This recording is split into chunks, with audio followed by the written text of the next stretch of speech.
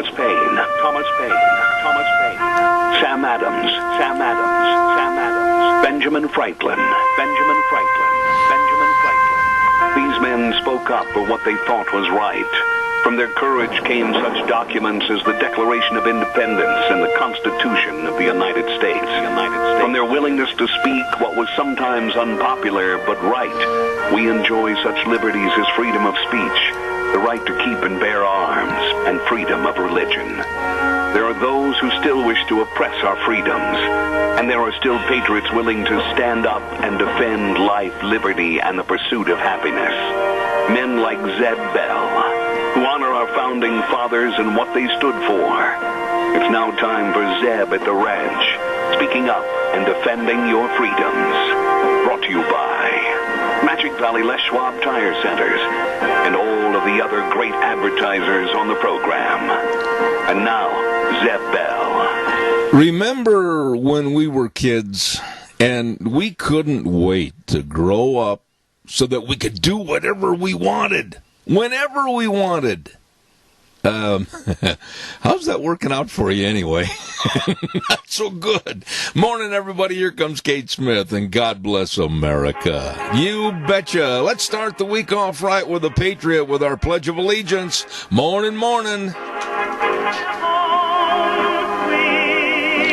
And a good morning to you and yours. Zeb at the Ranch, I'm Zeb Bell, and welcome to the program with our major sponsor, your Magic Valley Les Schwab Tire Centers, all 7 locations with the best of tires in a very safe, clean environment. Thank you very much. And, of course, Burley Physical Therapy and Rehabilitation at 1263 Bennett Avenue, Suite 2 in Burley, helping you get back to being you.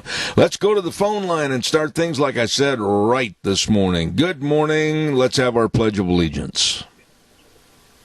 I don't know if you can hear me, but I pledge allegiance to the flag of the United States of America and to the republic for which it stands, one nation under God, indivisible, with liberty and justice for all. God bless you. I heard you very well. Thank you. You came through loud and clear. Appreciate it. Have a wonderful, wonderful day. Thank you. Oh, my. It's time for the weather, brought to you by K&R Rental at 256 South, 600 West of Hayburn on the Burley-Paul Highway. And I think when you drive by, you can tell that they've got everything for you. I mean, they got the best of tools and all the equipment. They've got a front yard. Holy moly, it's all out there. You can see it. All the rototillers, power rakes for your garden lawn equipment. I mean, they've got it all for you. And if you're not sure what you need to finish a job, why don't you just call Roger and the crew at 678-3122. K&R Rental on the Burley-Paul Highway. Right now, here's Gina with the weather. We get a little bit of a reprieve from the triple-digit weather. Here's a look at your weather forecast. Sunny skies for today. It is going to be a little bit breezy. Winds out of the west at about 13 miles an hour. Gusts as high as 32 miles an hour. Expecting a high of 91. Tonight, clear skies with a low of 57. Tomorrow, sunny skies. High of 89. Still a little bit breezy. Looks like nice and clear for tomorrow night with a low of 56 by Wednesday. Sunny and 93. Mostly sunny and 90 for Thursday. That's a look at your weather for 7th Ray. Oh, thank you. I'm telling you, the last couple of days have been not warm, hot. And we're going to take the next call in a minute, but stand by, caller. K&R Rental brings you the weather every morning. First thing out of the box, Roger and the crew at K&R Rental at 256 South, 600 West of Hayburn. Number to call, 678-3122. Also want to give you a heads up. Hey, the best cleaners in the world, Kevin and Cindy at Daryl's Cleaners. Let me tell you, we've been taking our Wranglers and all of my shirts and everything in there for years, because they are the best at what they do. Dry cleaning really helps elongate the life of your clothes, and they do the best of jobs. Right there at Daryl's Cleaners, 1223 Albion Avenue in Burley. You stop in or give them a call at Daryl's Cleaners, 878-8900. They're waiting to serve you.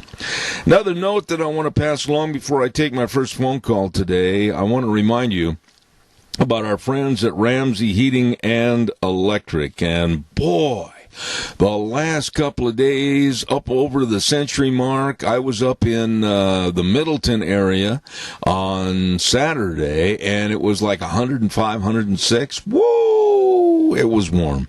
Well, get your air conditioners, change the filters. They've got all the filters for you at Ramsey Heating and Electric at 2600 Overland Avenue in Burley. Number to call, 678-0459. They're open 7:30 to 5 Monday through Friday. And believe me, over 7 decades right now of serving you at Ramsey Heating and Electric. Caller, good morning. You're on the air. Good morning. Yes, sir. Yes, sir. You know, this morning, the one thing I wanted to talk to you about is our good old friend.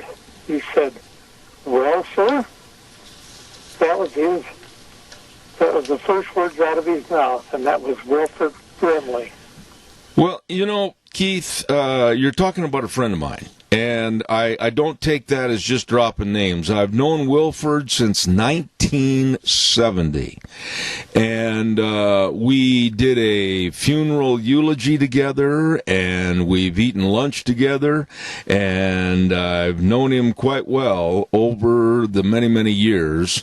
And he was not an actor. He played himself in almost every film he was in, and a lot of people don't realize this, but he was also a singer. Did you know that? No, I didn't. It's true story. True story. Yep. And he absolutely, I don't think he got all the accolades he deserved for his acting, even though it wasn't acting. And he was in a lot of top films, Cocoon, The Natural, The Firm, and a lot of cowboy movies with Tom Selleck. He just really, and he was a horseshoer. That's when I met him, was he was a horseshoer. Yeah, but the thing that I first remember him from was Our House, a weekly series. Mm-hmm. Can you remember that? Oh, listen, believe me, when it comes to Wilford, I can remember almost everything he did. But I think what really was the most famous for him was when he was Mr. Quaker Oats. Yes, that's certainly true. But you know who he reminds me the most of? Who's that? Zeb Bill. You know, I tell you what happened years ago. Wilford was standing in the office at the Spanish Fork Rodeo Grounds. This is about, I can't remember how many years ago. And he had his hat on, and he was in the roping with his son, John. Well, anyway, I walked into the office, and I had, at that time, a pair of wire rim glasses that I would wear. They were I can't see anything at a distance, and I got to bring everything up close. And so we put our glasses on and stood next to each other, and with our mustaches and everything, we looked like we were almost twin brothers. I remember whenever I've seen him, I've always thought of you. Well, I tell you what, old Wilford is going to be missed. He was not an actor. I just want to emphasize that. He absolutely played the part of honesty as what he would think himself. I admired him because he wasn't really an actor. Yeah, and you know, every statement he made, he always said, "Well, sir, yep, this is the way it is." And you know, I'll tell you what, he was as gruff and as rough and as honest, blatantly honest in real life as he ever came across on the screen. I mean, he would tell you exactly where that goat ate the cabbage, and I'm cleaning up what I said. I got to run, Keith. Thank you so much. Well, sir, yes, sir. I'll be looking forward to hearing from you. Okay, thank you very much. Oh, Wilford Brimley. I mean, he had a great life, 85 years old when he passed, and I was proud to say that I knew him and I was a friend of his. Anyhow, Dino Septic Service, septic tank pumping, septic tanks and drain fields installed, backhoe services, liquid waste removal. They do all the jobs you don't want to get messed up in. No. And they do all the sewer and sink drain line cleaning, everything. All you need to do is just call them at 436-6526 or 678-1638. Fast, fair, friendly service. I guarantee it. They're good folks. They've worked for us. Dino's Septic Service. You get a hold of them today. Well, right around the corner is the Cassia County Fair, and I would like to take just a moment, if I could, to mention some of the great merchants that want you to attend the Cassia County Fair, and they include Butte Irrigation at 116 South, 600 West, Highway 27 in Paul, or on Kimberly Road, north of Kimberly Road by Red Cap Corner. You better believe it, when you need parts of service, you better think about Butte Irrigation. They will get you wet. Mountain Transmissions, 1146 East Main in Burley. I mean, if you've noticed your transmission slipping a little bit and funny little shifts going forward and it goes into reverse, better call Rick, 678-9110. Absolutely the best with 30 years of service, Mountain Transmissions. And AMI, 719 Overland Avenue in Burley. Look for the big 28-foot wrench over the door and you'll go nuts over their bolts. I love that. AMI, 719 Overland in Burley. All right, calls are welcome and appreciated. 436-2244, 1-866-927-4587. I don't know how many of you listened to or watched the funeral for Congressman Lewis last week. I did, and I specifically wanted to hear what Barack Obama said at the funeral. I have never liked Barack Obama, and after what he did at the funeral, I like him even less. He was disgusting, and he was disgraceful in his so-called eulogy for Congressman Lewis. It was almost all political, all negative, aimed at Donald Trump. And of all the things that you would want to hear for if you were a family member, it wasn't there. It wasn't there. And Barack Obama, how can I want somebody to call in that watched and listened to his remarks. They were biased, they were sleazy, they were negative, they were absolutely geared at one thing, and that's to run down this current administration and propel Joe Biden. It was pathetic. And there are so many words and phrases that I'd like to use about B.O., Barack Obama, but you can't on the radio. Caller, good morning. You're on the air. Caller, talk to me. If you're going to call, talk to me. Go ahead. Sean, evidently we've got something that's not tuned in right because I'm not getting anything on my headsets. Caller, good morning. They're not. We're having phone issues. I could tell. Calls welcome 436-2244. Phone issues. I said that. Thank you. And 436-2244, 1-866-927-4587. Give me a jingle, please. As I'll tell you right now, we'd like to have you stop into Denny's Restaurant at 611 North Overland in Burley. Oh, the delicious food. Everything for you and your family and your friends. You stop in, you're going to love it. Delicious food, like I said, breakfast, lunch, and dinner, anytime and all the time. And don't forget, too, they have the nicest people serving you at Denny's Restaurant with another location at 291 Pole Line Road in Twin Falls. You stop in to America's Diner, Denny's Restaurant. Hello, caller. I'm here. Are you there? This is not funny.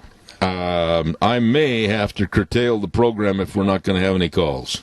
We can't have people calling in right now, evidently, because we're having serious phone issues. Well, this is a talk show. I'd like to remind people of that, and that's why we want to have the calls. And if we can't have the calls, we may have to curtail the program for a lack of the mechanical working. So let me know when we can get that on. I'm not going to sit here and ramble on without having the discussions with our audience. We'll take your calls at 436-2244 as soon as we can get things operating over there, so please give us a call. I would like to comment a little bit on the voter ID. Nobody nowhere should ever complain about having to show an identification process at the polls. We need to absolutely make sure that this next election in November is A1 perfect. We can't do that if we do it with mail-in balloting, and I absolutely adhere to the fact that we need to go to the polls and be proud Americans to take the time to go and vote. Mail-in balloting and all the other amenities that they've added on, pre-voting, early voting, all of this absolutely is distorting the value of our voting. Caller, good morning. You're on the air. Here, thank you. Go ahead, please. Oh, we've been having some phone problems this morning. Boy, have we. Anyway, I made a comment about Barack Obama. He's absolutely horrible. He's despicable. The guy, in my opinion, from what I can determine, was never qualified to be president. He was born in Kenya, like his grandmother said, and he was not. He's been anti-American since he's been in there. Just look what happened to our economy in his 8 years. Oh, there's no question about how despicably low and low-classed Barack Obama has been. And, Adrian, you've listened ever since the get-go, way back in before 2016. And Barack Obama was doing everything negative. In 2007, I was called a racist because I didn't want Barack Obama as president. Well, the proof's in the pudding. He has been extremely racist on his own, and everything he's done is been for this progressive nature that the Democrats are trying to push through right now. Oh yeah, his whole agenda has been to destroy this country. It's just sad that more people haven't woke up. Yeah, but we couldn't say anything against him because he was 3/16 black. And he's a mulatto. He's not really even 50% black, but he was born in Kenya, and of course he's got a Social Security number from Connecticut and his birth certificate from Hawaii. Jerome Corsi analyzed the two certificates, the one from Kenya. I've got both of them, Deb. The certificate from Kenya looks pretty official. The one from Hawaii, the name of the hospital was changed. He was born in 1961. There was just a lot of problems with that birth certificate. I'd hate to be have somebody dummy up a birth certificate to change my identity. Zeb. Well, okay, wait a minute, Adrian. I'm not going to get into birth certificates. I'm not going to get into what you have. I'm not going to get into what some people think as far as illegality, as far as getting the presidency. That's over my shoulder. I can't change what's happened. I am worried about what's going on now. He was, in my opinion, one of the worst presidents that could have ever been elected. And he's continuing down that track right now of progressivism. Wait a minute. Let me talk a minute, Adrian. Wait a minute. And he's continuing down that path of progressivism with Joe Biden, and I hope the American public wakes up to it and they do not vote Democratic. Well, you mentioned what the real problem is that if they allow any kind of mail-in voting, they've already got it lined up, I'm sure, how to win those battleground states. That's what's really scary. And if Trump or the Republicans go along with that, and of course there was a report last week, they did some kind of a trial mail-in voting thing someplace, and it turned out miserably bad. And so even Lawrence Denny, our Secretary of State here in Idaho, said there was irregularities in our primary election. So if it's happening in Idaho, you can imagine what would happen back in Pennsylvania or those other battleground states.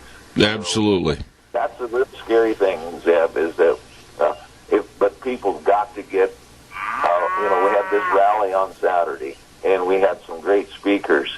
It was hot. It was blistering hot. It was, but those people that came out heard some really good patriots give what was going on, how the cow ate the cabbage, so to speak. And, and of course, we end up with very little coverage overall. And but the people who were there were really fed a lot of good information. And we need activism on all of our people. Get informed and get out to the polls. Get hold of our elected officials, hold their feet to the fire, and uphold their constitutional prerogatives.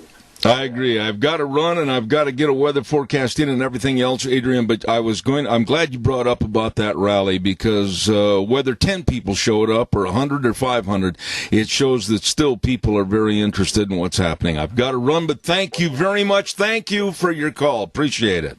Thank you. Thank you a lot. All righty.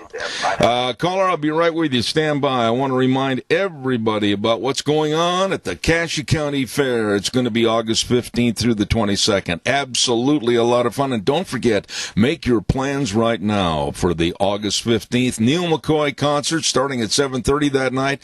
I'll tell you, I've worked with that old boy, and he's a great entertainer. Neil McCoy, you're going to love it. And then don't forget, on August 16th, Sunday, the Monster Truck Insanity. Boy, those are a couple of items. I've got a lot more to tell you about for all the fun and all the festivities of your Cassia County Fair and Rodeo for 2020. Caller, good morning. You're on the air. Quickly.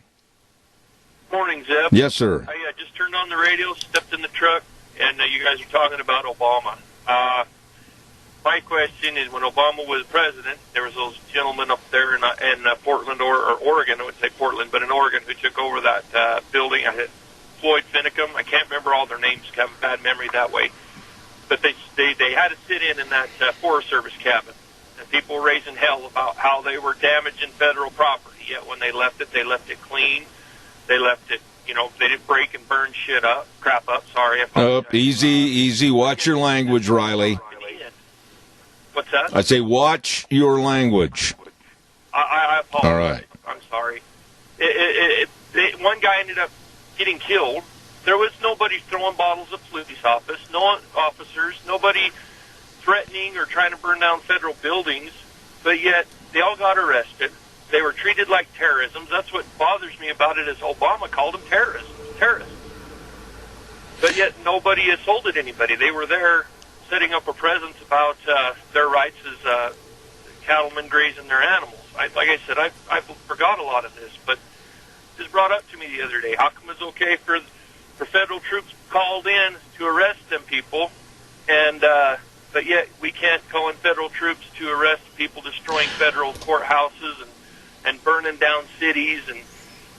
Well, why? What's the let me just throw this back at you, because I've got to give away some cookies here real quick on behalf of Sophie's Chatterbox. But think about all the forts in the South, Fort Bragg, etc. Think about all the statues. Think about everything the cancel culture wants to cancel out during the Trump administration. Well, if it was so bad, why didn't these creeps all want to do that same violence during the Obama administration? Well, and my opinion is like that of others, because it has nothing to do with race. There you go. It has nothing to do with history. It all has to do with, well, it does have to do with history. Erase the past to make their future. There you go. If we forget about our past, our future's doomed. I appreciate that, Riley. Thank you for your call. Appreciate it. Thank you. You're weather, and I'll talk to you later. All right.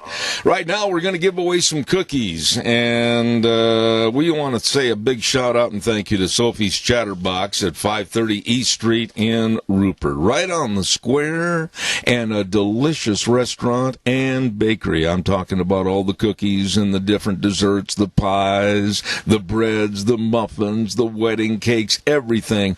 Oh, it's good. It's good. Sophie's Chatterbox, 530 East Street in Rupert. And here's the question. This is an easy one, and if the first person gets it wrong, then the second caller absolutely should be able to get it right. It's one of those either or. I think I might have asked this question in the past, but on the television series Gunsmoke, think about this now, Chester had one leg that was crippled and totally stiff. Which leg was it? Chester on Gunsmoke. Which leg was totally incapacitated and stiff? Call me 436-2244, 1-866-927-4587. Give me a call, and you could be the lucky winner of the delicious cookies from Sophie's Chatterbox. Caller, good morning. You're on the air. Left leg. No. Thank you. Now, that kind of makes it easy for the next caller. Good morning, caller. You're on the air. Okay, I didn't hear the first answer, but I'm going to go with the left leg. Nope, you're wrong. Thank you, caller. I appreciate it. Thank you. Okay. All right. Caller number 2, you're on the air. Go ahead. 3, you're on the air. Go ahead. That's the right leg. What's that? The right leg. It was the right leg. Yes. And what's your name, sir? Dell Louder. Dell, and spell the last name for me, please. Lowder. Okay, now, Dell, how did you know? Do you know the reason why that Chester, and I've got a lot of feedback on the line over there, Sean, please. Do you know why they had Chester limp on the right leg? No, I don't. The reason was, initially, it was going to be his left leg, but he couldn't get on a horse, so they changed it so that his right leg would be stiff and he could swing up over the saddle. Seriously.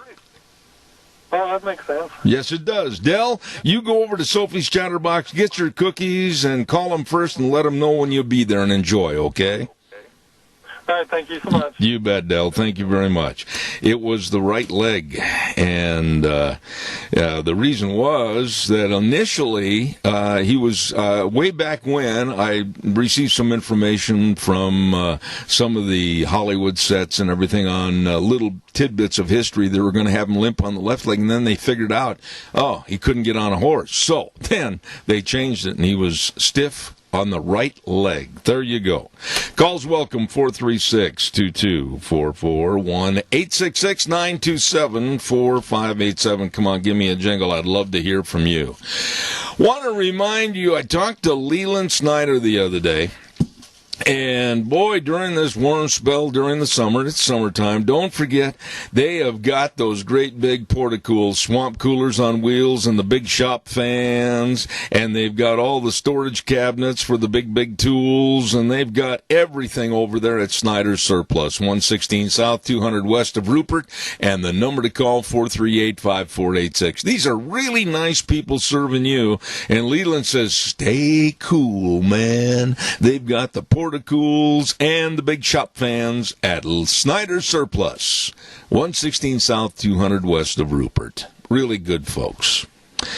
All right, now it's your turn. Give me a jingle, 436-2244, 1-866-927-4587. One question I'd like you to answer this morning and help me.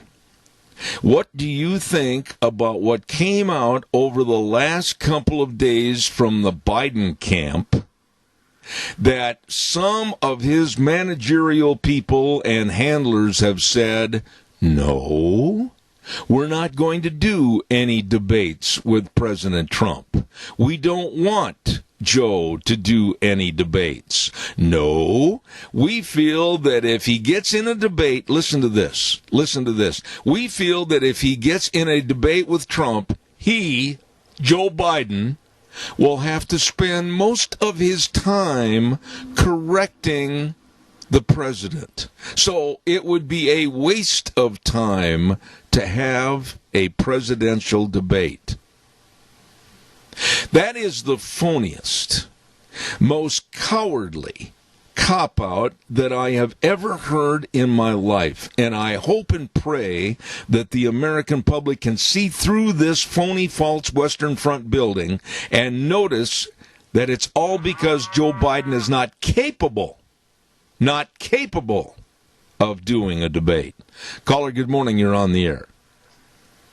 About like me saying I won't fight Mike Tyson because I'm going to have to teach him a lesson in the woodshed first. Doesn't make a whole lot of sense. No, it's ridiculous. I think the reason is they know that Trump would take him to the woodshed, take him to task on everything that he has done underneath the Obama administration, his plans that he has now, his way he can't even hold himself together for much of any kind of debate, let alone an interview, his lack of knowledge on anything and everything in the world, and the people he's planning on choosing for his administration, heaven forbid, if he wins. Joe Biden. He has nothing. Joe Biden reminds me of a guy that comes in the house and says hello to his wife, and she says, "Hello, dear, I didn't hear you drive in." And he said, "Well, I couldn't remember where I parked my car." He just looks like he's a vacant shell. I agree with you. But also, the biggest part is, if he debated Trump, he would have to come up with who's going to take over when after he gets elected. Mm-hmm. After Biden gets elected, who would take over? He'd have to come up with that. Because I don't think he could handle it. No, I don't think there's any question. Half a term. I think he would be within a month or two that he would be out. Well, the puppeteers, the strings may break, and whoever he selects as a vice president, I'm afraid of some of his possible choices, and Susan Rice, and then some of the others. Kamala Harris scares me. The Bass lady is absolutely disgusting, Karen Bass. There's so many choices that possibly are going to be made that are not going to be good for this country. Riley, I've got to run. Thank you very much for your call back. Appreciate it. Whew, we got a little feedback on the line this morning. I want to remind you about Barry Equipment and Rental. Don't forget, sales, service, and parts. And nice people serving you with all the Bobcats. They've got all the Bobcats, all the shapes and sizes. They've got all the trenchers, scissor lifts, and they've got all the Doosan equipment, the wheel loaders and the excavators, and they've got excellent financing rates and rental rates. You better get in there today. 159 West Highway 30 in Burley, 465 Addison Avenue West in Twin Falls, and the Nampa location for people that really have the equipment that's going to get the job done for you. Barry Equipment and Rental, sales, service, and parts. All right, calls are welcome, 436-2244, 1-866-927-4587. I mentioned a few minutes ago about voting, and I think that the Democrats are putting forth some of the most pathetic, childish excuses for not going to the polls. And I'd like to hear what you have to say. I am not in favor of mail-in ballots. I never will be. I don't want to be. I went along with it in the last primary because of what happened with the governor's edicts, etc., on the coronavirus. I've made up my mind, I will never do that again.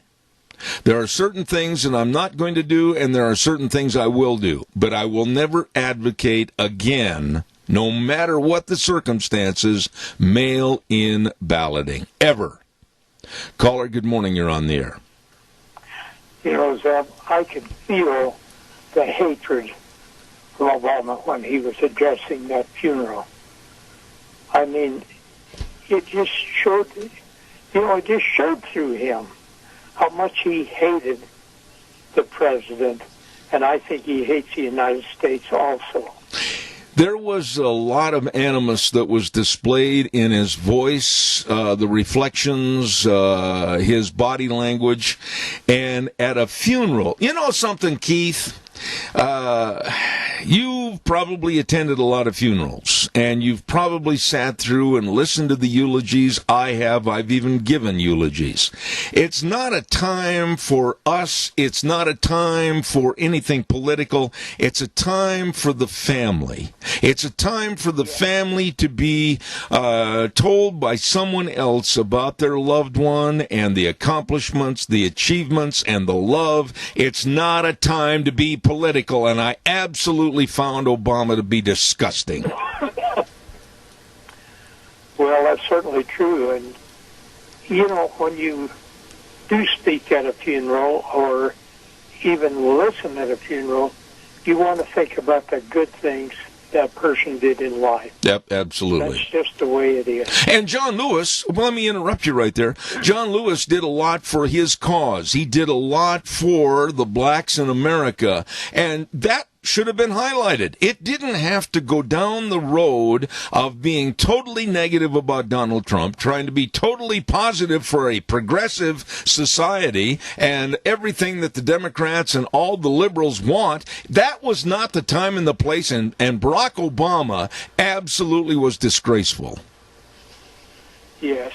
But, you know, talking about John Lewis, maybe I'm off base, but every time I would see him, I could see his hatred for white people. I really could. I don't know if it was a hatred or if there was, again, using the word animosity or our cause is better than your cause. I know what you're talking about. I know about the inflection in his voice when he was on camera and being interviewed for the news and everything. So I know what you're referring to. Yeah, and I can remember these march across the bridge and things like that. And, you know, in my heart, I knew that God loves all of his children, but some of his children don't behave very well. Well, I just, you know that I'm prejudiced when I say something negative about Barack Obama as a person, because I don't like him. I never did. And I think some of the past Democrats that really pushed him forward in 2007 to be the nominee, I think a lot of them have egg on their face because of a really low-class response that Obama's given to a lot of situations. This was one of them at Congressman Lewis's funeral. It was very low-classed. You know, again, on this poor connection we had at the beginning, to let you know what happened is I called and I could talk to Sean, and then when he hung up or whatever, it went dead. And all the time I was talking to you for the first time today about Wilford Brimley and everything, I had to listen through my radio. Well, hopefully it wasn't coming through. Okay, hopefully, and I mean this, hopefully and prayerfully, we're going to finally get this equipment fixed. And it's really tough to run a talk show when you can't talk to people, and I won't do that. Keith, God bless you. I appreciate your call, and thank you very much for everything you do. And by the way, I heard a rumor that you've got a birthday coming up. Well, I did on the 2nd of June. Oh. Well, I thought it was coming up this month. Next year, I am too. You know, I sent you a birthday card on the 2nd of June. I think we did, and now we're sending you another one. Well, happy birthday as many days as you want to celebrate. Thanks, Keith. God bless you, man. Thanks. Well, that just shows you that you think I'm going to be around this time next year, and I hope I am. There you go. God bless you. Oh, okay, never mind, Keith. I just got corrected by my wife. Thank you very much. I appreciate it. All right, calls are welcome. 436-2244, 1-866-927-4587. I think we'll do the weather forecast. I want to hear how hot it's going to be. I want to hear all about it and everything. And don't forget, our weather brought to you by Mount Harrison Audiology and Hearing Aids. And they are moving. As a matter of fact, their new space they're going to be in tomorrow, August 4th. And that's going to be right there on the campus, right there where they are almost. most, Minidoka Memorial Hospital campus. Oh my, you write the number down and you call 312-0957. 312-0957. Make an appointment for your hearing health at Mount Harrison Audiology and Hearing Aids. Right now, here's Gina with the weather.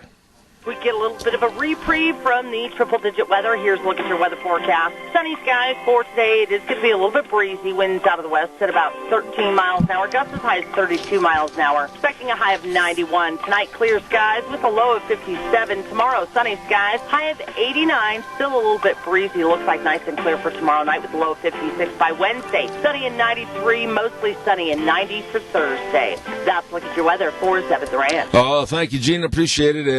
And it's already, about 74, 75 outside?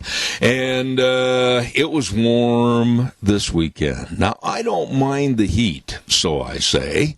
And all of a sudden, Friday and Saturday, it really got to me. We were up in Middleton. I went up to see my son, and we went to a roping on Saturday. Whew! I'm telling you what, Deodorant City, it was warm. Caller, good morning, and welcome to the program. Zeb, this is Ross. The other day, actually I think it was Saturday, I was listening to a talk show, and I know you remember Paul Harvey. Very well. I love that man, but anyway, he had it was like a written scripture type deal. It was called, and he read it numerous times, it was called, If I Were the Devil. And he read that, and again, what is so miraculous about this is this was wrote in 1965. And Zeb, if you ever can find that, and if you could ever say it, you would actually drop dead with what has absolutely, since that was written, everything has transpired that he said. And this was in 1965. You know, let me just say this, and stay on the line with me for a second. Let's talk about this a little bit. Paul Harvey had also another outstanding statement and written form that he gave about the American farmer and rancher that absolutely should be put up on the wall of every business in America. And I will go through and I will find that story you're talking about. I'll dig that up. I've got it in the archives someplace, and I'll put that on the air, if not tomorrow, on Wednesday. I promise I'll do that. But you know what? There's another book that you can read daily that tells you exactly where we are and what's going to happen, and it's called the Bible. Yes, I have. Yes, you're right. But I'm serious. That just, I mean, you just sit there. You have to think about. And again, what is so amazing is this was in 1965. This was wrote. Well, there's no question. We'll wait for it and listen to it, and thank you so much, Deb. No, God bless you for your call, and I really want to tell you thank you for mentioning that to me, because that's something that I've overlooked, and I should have had on the air prior to this, and so thank you. Thank you very much. Okay, bye-bye. All right, sir. I appreciate that when somebody calls in with that kind of information. I'm going to look that up, and I will put that on the program, and probably I'll try tomorrow if I can get that found. I have it someplace here, I think. But if you saw my office, and here's the negative part. If you're like me, I'm a human pack rat. And I save this, and I save that, and I say I might need that in the future, so maybe I shouldn't get rid of that now. And my poor wife, she comes in and she leaves breadcrumbs on the floor of my office so that she can find her way out. And I know someplace in my office I have that by Paul Harvey. I will find it. Calls welcome, 436-2244, 1-866-927-4587. Austin, Texas. They need to have kudos and attaboys sent to their police force in Austin, Texas. They did their job, and they did it well, the way it should be. The Black Lives Matter protesters, Marxist communists that they are, were blocking a major thoroughfare. And people in their cars, their vans, truck drivers, etc., could not get through. Emergency vehicles could not get through. But it didn't take long for the old adage, don't mess with Texas. And the Austin, Texas police came in and, in no uncertain terms, cleaned these bums out. And traffic was restored. Happiness was restored.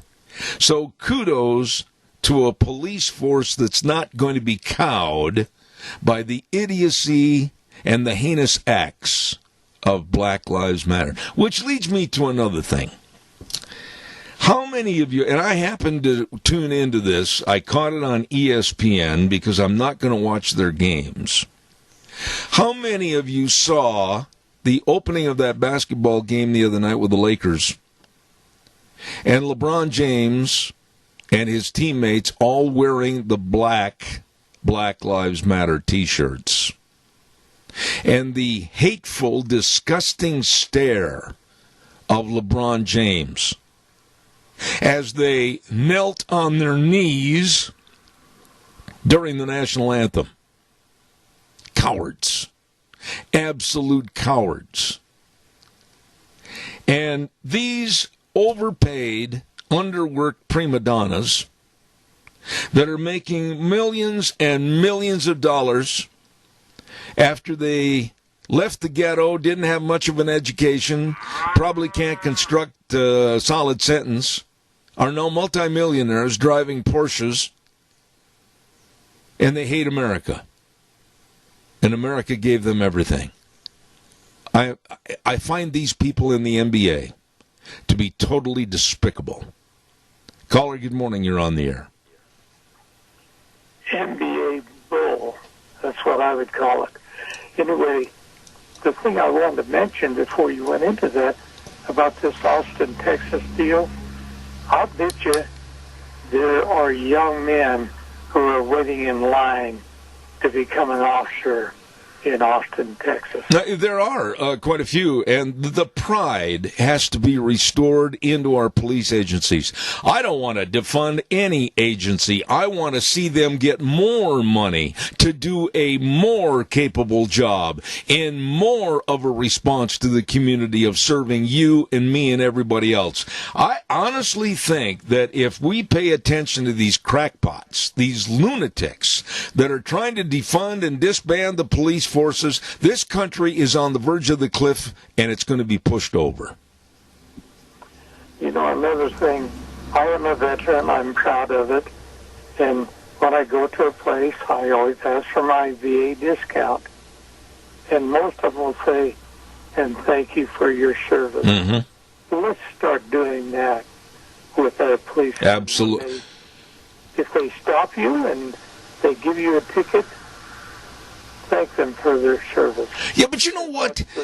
You know what, Keith? I'm glad you said that, because I am as guilty as anybody for sometimes having a lead foot. I'll admit it.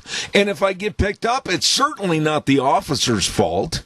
It's I broke the law. And if he's going to give me a speeding ticket, I have it coming. I can't sit there and argue, well, you're in a 55 zone, Mr. Bell, and you were driving at least 65. I'm the one that's guilty, not the police officer. Yeah, let me tell you a quick story about, let's say, we'll call it the Idaho State Police, but there's not a true word in what I'm saying. But anyway, this guy had just bought a new car, and he was going down the freeway, and it felt so good, he kept going faster and faster. And then pretty soon he looked in his rearview mirror, and here was the Idaho State Police coming up. And so he did pull over after a while. And then the policeman come up to the window and asked him for his license very courteously. And he asked the guy, he said, if you can tell me a story that I have not heard yet, I may let you go. And he said, well, sir, 2 weeks ago my wife ran off with an Idaho State policeman, and I thought you were bringing her back. All right. Thanks, Keith. I appreciate it. Stay well, stay healthy. God bless you. Thank you so much. Appreciate it. I want to remind everybody about our major sponsor, and that's, of course, your Magic Valley Les Schwab Tire Centers. All 7 locations serving you, and, of course, service is the key word. They've got all the tires you need for your safe driving, all the different tread designs for your cars, pickups, SUVs. Don't forget, also the best in brake service, front end alignment, shocks and struts, batteries, all of this and more. They care about your safe driving. Don't forget James and Buell, Dan on Pole Line in Twin Falls, Lane and Rupert, Mike and Jerome, Dave on Blue Lakes and Twin, the Twist family in Paul, and Trent on Oberlin in Burley. The best. Your Magic Valley Les Schwab Tire Centers. Caller, good morning. I've got 1 minute exactly, please. I got pulled over once, but I long hauled, so I interacted with the police a lot, and every time after everything was said and done, I thanked them for their service. I told them, you be careful out there. Absolutely. You know, respect for our police, whether it's local, whether it's state or national. I'm absolutely in favor of helping and saluting them every single day. They've got one of the, if not the toughest jobs in the world. Caller, thank you for your call. Drive safely out there, please. Thank you. I will. Thank you. That's a nice lady. She calls frequently, and I really appreciate it. Thank you. We're going to take a little break for about 7 minutes and come back with my good friend Rick Manning back in D.C. area, and then Dr. Steve Turley at 9:30. Stay tuned. Zeb at the Ranch. I'll be right back.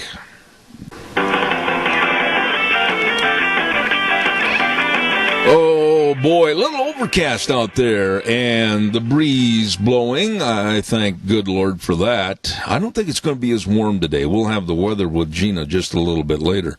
Morning, everybody. Zeb at the Ranch, and brought to you by our major sponsor, your Magic Valley Les Schwab Tire Centers. All 7 locations serving you with the best in tires in a very safe, clean environment. And, of course, don't forget, too, our friends at Burley Physical Therapy and Rehabilitation at 1263 Bennett Avenue, Suite 2 in Burley, helping you get back to being you. Right now, let's go to this good word for Western Waste. From the canyons of the Snake River and all across southern Idaho, we're all at the Jordan disposal. Western Waste Services, we care about our community, our resources, and this great land. Western Waste Services is lending a hand, always at your disposal. Western Waste Services. You know, along with the dumpsters and being on the route service to pick up your garbage, don't forget they also have all the very important porta potties. Yes, if you've got a family gathering or a company picnic, whatever, don't forget they've got all the porta potties. You give them a call. They are always at your disposal. 734-6969, Western Waste Services. You call them today. I want to remind you, too, about our dear friends over at Burley Physical Therapy and Rehabilitation at 1263 Bennett Avenue, Suite 2 in Burley. And I didn't get a chance to get over there last week, but boy, I'm going to try to get back over this week to work on my knee and my hip a little bit. I'll tell you what, they are the best at what they do. Nick Greenwell heads up all the physical therapists at Burley Physical Therapy and Rehabilitation. And I've told you for a long time, all you got to do is just dial the number. They're there to serve you and get you back to being you. 678-1191. That number again, 678-1191. Burley Physical Therapy and Rehabilitation, 1263 Bennett Avenue, Suite 2 in Burley. You get a hold of those good folks today. One last word before we go to our dear friend Rick Manning. I want to remind everybody and your families that when there's the passing of a loved one, everyone should know about Hanson Mortuary at 710 6th Street in Rupert. Number to call, 436-5636. Joel Heward, family, and staff with the flexible hours to serve you and your family, always providing the families they serve the best possible support and comfort, and with the highest ethical standards with unquestioned integrity. That number again, 436-5636, Hanson Mortuary in Rupert. And Joel Heward also serving you and your family at Morrison Payne Funeral Home on East Main in Burley. We're going to go to the phone line right now, and on Mondays I get an opportunity to talk to a very good friend of this program that's a straight shooter. I'll tell you what, he tells it like it is. President of Americans for Limited Government, Rick Manning, good morning. Good morning. How are you? Not too bad, and I think we've been going through somewhat of the same kind of a heat wave out here without the humidity that you folks have been suffering back on the East Coast. It's been kind of uncomfortable back there, hasn't it? Well, they call it the swamp for a reason, and there's a reason why Congress initially never met in the summer. Because until we got air conditioning, Congress was a part-time venture. And so if you don't like what Congress does, blame the guy who invented air conditioning, Mr. Carrier. It's miserable. Oh, I can imagine. Rick, something else that's miserable, and I want your take on this. I am absolutely dismayed and really upset with the trend that the Democrats, even though they are the minority party, they seem to be in control. And whatever the Democrats want, the cowardly GOP seems to willow in the wind and go along with. I am very concerned about this next election. I don't think that if you can't go to the polls, you shouldn't vote. I'm real strict on this. I think voting day, polling day is a day you go to the polls, you can social distance, you can wear a mask, and we can have the integrity of the vote the way it should be. What are your thoughts? Well, I think that it's clear that voting in person is far preferable. First of all, it shows a commitment to the vote. And there's information you garner about down ballot races when you go to the polls rather than when you're sitting at home. If you vote a month before the election actually occurs, you effectively are missing all the information that comes out over the next month. I'll give you an example. During the Democratic primary, there was a big problem because Amy Klobuchar and one other Democrat dropped out the day before one of the big primaries. And yet, and there was a lot of voting by mail. And as a result, every single person who voted by mail, their ballot didn't count because they weren't voting for the people who were on the ballot. They were voting for people who were running but no longer are. So that becomes a significant problem. The ballot security issue is a problem. The fact is, absentee ballots have more ballot security, but there's still problems. But mail-in ballot, where it's just mass mail, we know that trays and trays of mail end up not being delivered back to the voting office, or they get delivered 3 weeks later, and who knows whether those are legitimate or not. So there's actually a big problem with that whole thing. Let me ask you, Rick, and you would know this far, far more than I ever would. Where are we right now with the status of voting in America? Have we got so far away from going to the polls that we can never rectify this? If you were to put it on percentages right now, what are your concerns about November 3rd? I think ballot security is a huge concern. I think we're going to have a big fight about it. It'll be a scale of 1 to 10, I would say my concerns are about 7 about the ballot security measures. We know that Joe Biden has already hired 600 lawyers in an attempt to overturn the election results. And so the other side is preparing to cheat. We know that they're very good at it. And quite honestly, the people on the Republican side of the aisle are, how do I say this?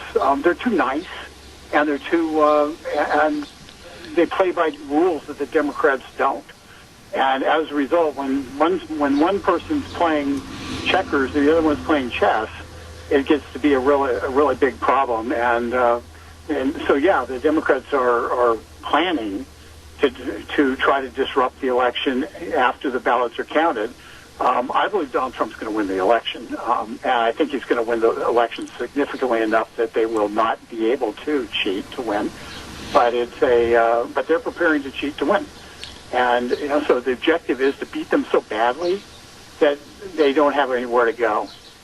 I'll give you one example of why I have concerns about really having to beat them badly. In Central California District, Hanford, California, a Republican named David Valadao was the incumbent, won on Election Day by over 5,000 votes. It is virtually impossible to overcome that margin of victory. And yet, the Democrat got elected because they just kept counting ballots until they got the Democrat elected. So we saw this time and again in California with the ballot harvesting, where they literally just brought the number of votes in that they needed to bring in to win. Well, we're not unaccustomed to that. They did it when Al Franken won in Minnesota, where they did 3 recounts. The first 2, Norm Coleman won, the Republican, and the third one, they kept finding ballots on Indian reservations, and eventually they found enough ballots to win. So we're familiar with this. We see it. It happens all the time, and we just can't allow it to occur. Rick, there's another issue that is absolutely, it just makes my eyes water with hatred for what's going on. And it's over the weekend, I was listening to quite a few commentaries about why the Democratic handlers of Joe Biden won't or don't want him to do any debates with Donald Trump. There again, I solicit to you, the Democrats are trying to be in control of everything. I've never heard in my 72 years of being on God's great earth where presidential possibles don't debate each other. This is insane. Well, if you were running Joe Biden's campaign, you wouldn't want him to debate anybody either. Here's the thing. Their challenge is this. A majority of voters don't believe that Joe Biden is competent to be president. That they know that. They also know that their VP candidate is effectively going to be the de facto president. People, that's being factored into people's voting. But ultimately, they are making a decision. Are they going to allow the suspicion that Joe Biden is afraid to debate and unable to debate? Is that more important? Can they overcome that more easily than Joe Biden demonstrating clearly in front of an audience that he's not mentally competent to be president of the United States? That's their dilemma, and they certainly would want to.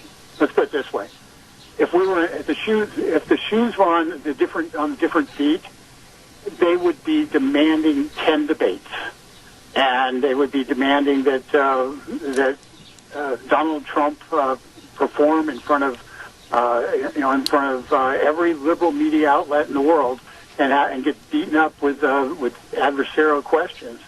So they're protecting their candidate, but the fact they don't want to do any debates, but a guy who's got 40 years of public policy experience, who should be the most knowledgeable person in the history of the world running for president in terms of the issues surrounding this election. The fact they don't want him to be publicly exposed tells you everything you need to know about his ability to be president of the United States. Absolutely. There's another item in the news from last week that I want you to comment on. I watched this, and I was absolutely appalled as to the verbiage that was used by Barack Obama at the Congressman Lewis funeral. It was nothing more than race baiting and hating and absolute degradation against the President Trump administration. It wasn't a eulogy. It was absolute dirty politics. What are your thoughts? Well, Barack Obama reminded all of us who he is. Now, Barack Obama's got the most at stake in this election of anybody. Our country, let's face it, every one of us have a lot at stake, because if Joe Biden wins, then we've got AOC running the country, and that's a disaster. and a big disaster, and we may not be able to recover from it. But Barack Obama has a very personal stake, as the Durham investigation is beginning to unveil, and as various things coming out of the Department of Justice are showing. The entire coup against the President of the United States was run out of the Oval Office. And, that is, I don't use this term lightly, but it could be conceived as being treasonous, what they did. And and as a result, there's no one in America who has a bigger stake than Barack Obama in the outcome of this election, because he doesn't get prosecuted, and none of his team gets prosecuted if Joe Biden wins. He may get prosecuted if Joe Biden doesn't win. And so he's got his whole legacy, everything about his presidency is at stake on this. Now, there's only one group of people who have more at stake than Barack Obama, and that's the Chinese. Because the Chinese were winning, now they're not.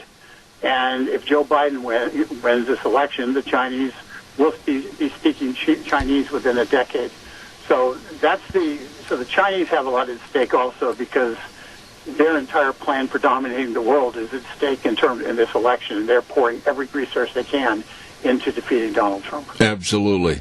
I need to ask you real quick, and there's a couple of other subjects I want to get into with you, but now it seems like we're down to Bass, Rice, and Harris as possible female nominees for the vice president title. All of them have got a lot of holes in their screen door, and the flies are coming in. What are your thoughts?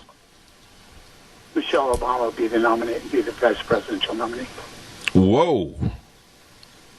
Okay, explain. Well, because she's got her Netflix documentary about her movie, or about her book, which is her biography, Becoming. She's got that coming out, which is a natural for a candidate. She is, for people who look longingly towards the no-drama Obama era, where they just used the power of the federal government to prosecute their enemies, but since the press didn't report it, nobody found out about it, so everything seemed to be sanguine and okay. There's a certain longing for that, and so she's the safest. She's the candidate who gives the ticket the absolute most, because they can sell it as a third term of the Obama administration and have and everybody will wink and nod and say, okay, Michelle's going to be running the country. Will that be an insurmountable fence to climb for the Trump administration? Still beats them. Donald Trump still beats them. We have riots on the streets that mayors are refusing to put down, that we're having police departments defunded. In Minneapolis, we're having Sharia law essentially going to be instituted at Ilhan Omar's urging, as they eliminate the police and private security, hence the Muslim Sharia enforcers, will be working the streets of Minneapolis enforcing Sharia law in a Midwestern city that used to be considered to be relatively conservative. So you've got so there's a lot of stuff going on. It doesn't sit well with the rest of us, and the rest of us are going to vote, and the rest of us are going to tell them no, and the rest of us are going to retake America and finish the job that Donald Trump started 4 years ago. There's no capacity to lose this. If we lose, it is, I might as well shut up shop for Americans for Limited Government, because, it's going to be Americans for survival of freedom. Yeah. And it's going to be a whole different battle. But trust me, I think that Americans are going to come out and enforce. And there's one statistic I'll give you that most people haven't commented on and haven't thought about that tells me this. There's been a massive increase in gun purchasing in the last 3 to 4 months. Okay, 40% of those people purchasing guns never owned a gun before. 40% Wow. of those people never owned a gun before. That's voting with your pocketbook to say, I don't trust the security of this nation anymore, and I have to take it upon myself to be able to defend my family. Absolutely. Those people are not voting for those who want to take away their guns. Absolutely. One of the information sheets that was sent to me in the last couple of days was in regards to a national rate-setting plan for healthcare and medical billing. I was not aware, as much as I should have been, about this problem. Would you comment on this quickly, please? Sure. There's a challenge with surprise medical billing where people get a bill and they didn't anticipate it. The insurance company says we're not paying it. The provider says that's what it costs, and the customer's in the middle. And what ends up happening, and so there's a couple of different solutions being proposed. The solution is preferred by some of the swamp monsters in D.C., along with Nancy Pelosi, is to create national rate setting for health services. The net effect is that it's more expensive in rural areas to provide health care than it is in New York City. An MRI can run 24/7 in New York City. It doesn't run 24/7 in Idaho. So so the cost of providing medicine is higher in rural areas, and if they did this rate setting, you would find fewer and fewer services available in rural areas. We know this because they did it in California, and we saw the rural areas in California suffer with poorer and poorer health care, fewer and fewer health care providers, and so that's what's being discussed. There is an alternative, and that's to take the insurers and the providers, and if they have a dispute over the bill, go to federal arbitration court and work it out between them and get the customer out of the middle of it. Absolutely. Rick, final thought. After watching the NBA over the last couple of days at the opening of their games, I refused to watch their games, but especially the opening with LeBron James and his teammates wearing the Black Lives Matter and kneeling and the ominous look on their faces, etc. I'm done. I'm done with professional sports. I'm certainly done with the NBA with the logos on the floor, Black Lives Matter. What are your thoughts? Well, you're not the only one. The ratings for the first couple of days of the NBA and Major League Baseball have been abysmal. I mean, abysmal, terrible, unbelievably bad. And I think it's a direct result. There's a pent-up demand for sports and for entertainment. People wanted it, but the minute they turned it into a political spectacle that basically says attacks all their customers. Guess what? People aren't going to watch something that attacks them. And baseball is the one who made the biggest mistake because, quite honestly, their customers are older and tend to be white. And so you then put BLM everywhere, and guess what's going to happen? People like me are going to say, I love baseball. There's nothing I love more than baseball in terms of sporting entertainment. I'm not watching baseball. I'm not giving them any money, whether it's from advertising revenue or anything else, because they've basically said they hate me. And I don't fund people who hate me. Yeah. So I can do without them. I've done without them for the last 9 months. So I don't need them now. It's interesting to have you say that because I don't think there's a bigger sports fan than I am. And when it comes to baseball, basketball, and football, I, too, will not watch them. I will not give them any of my time. And I hope and pray that leading up to a possible NFL season, with some of the remarks that have been made and some of the cowardice that's been shown, I certainly hope the general public will also turn away from NFL football. Well, the Redskins, I can tell you, and whatever they're called now, are really, really praying that they don't allow fans in the stands, because then nobody will notice that nobody's showing up anyway. But that's that's the reality. The NFL experience itself is extremely expensive, and Major League Baseball, for that matter, are extremely expensive, and and people have other things to do, and it will be interesting to see. If NFL ratings are hurt the way I think they will be.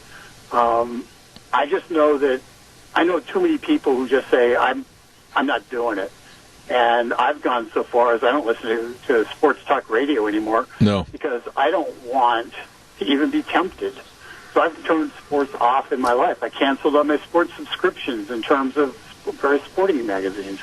So I've basically opted out of professional sports and college sports, for that matter, because I'm not, once again, it's a diversion. It's entertainment. And if it's not entertaining, if it just makes me mad, I'm not spending money on it. Amen. Amen. You know, my dear friend, I appreciate you taking the time to come on my show. The president of Americans for Limited Government and a friend of this program, Rick Manning. God bless you. I mean that, and we'll talk to you next Monday. Thanks, Ed. Take care. Take care. Thank you. I just thoroughly enjoy having him on my show because he's a straight shooter. You're going to hear the honest appraisal of the news from Rick Manning. Thank you very much. Hey, you want an honest appraisal of a great place to go eat? I'm going to tell you about Denny's Restaurant at 611 North Overland in Burley with Thomas and Michelle, the whole crew. I'm talking great menu choices. The breakfast, the lunches, the dinners, the desserts, everything. And boy, they've got new additions to their menu. You're going to love it. Absolutely love it. And the people that serve you, they really care about your dining at their establishment, America's Diner, Denny's Restaurant. Stop in. See them today. It's been the home of Zeb's Lunch Bunch for a long, long time because of delicious food and great service. Denny's Restaurant in Burley, 611 North Overland, the home of Zeb's Lunch Bunch. Let me also tell you about some great folks over at Let's Ride. Oh, my goodness sakes. You don't know what Let's Ride is? Well, let me tell you. They've got the best of side-by-sides and four-wheelers, and they're located at 270 Highway 24 between Rupert and the World. Now, here's their hours. Monday through Friday, 9 to 6. Saturdays, 9 to 2. And I guarantee you, you have never seen such a showroom that's jam-packed with fun. Get outside and enjoy yourself. Stop over to Let's Ride, 270 Highway 24 between Rupert and the World. All the accessories, great service department at Let's Ride, where the fun is sold. While you're over in that area, I would really recommend to you to stop over and see our friends at Cameron and Siemens Insurance, Highway 24 in Rupert. Call first, make an appointment, and it's easy. Call the number 436-4424. The best of life insurance, health insurance, retirement planning, employee benefits. They are dedicated and very responsive to your needs for you, your family, and your business. I urge you to call Todd, 436-4424, Cameron and Siemens Insurance, Highway 24 in Rupert. Really nice people.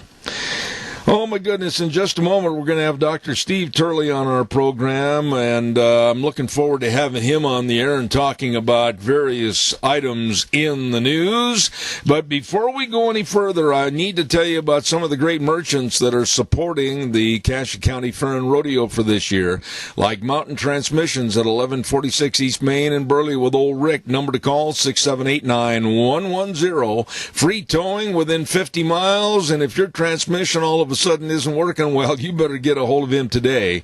It's your one-stop transmission repair facility, Mountain Transmissions. Kelly Bearing, you betcha, at 1407 East Main in Burley.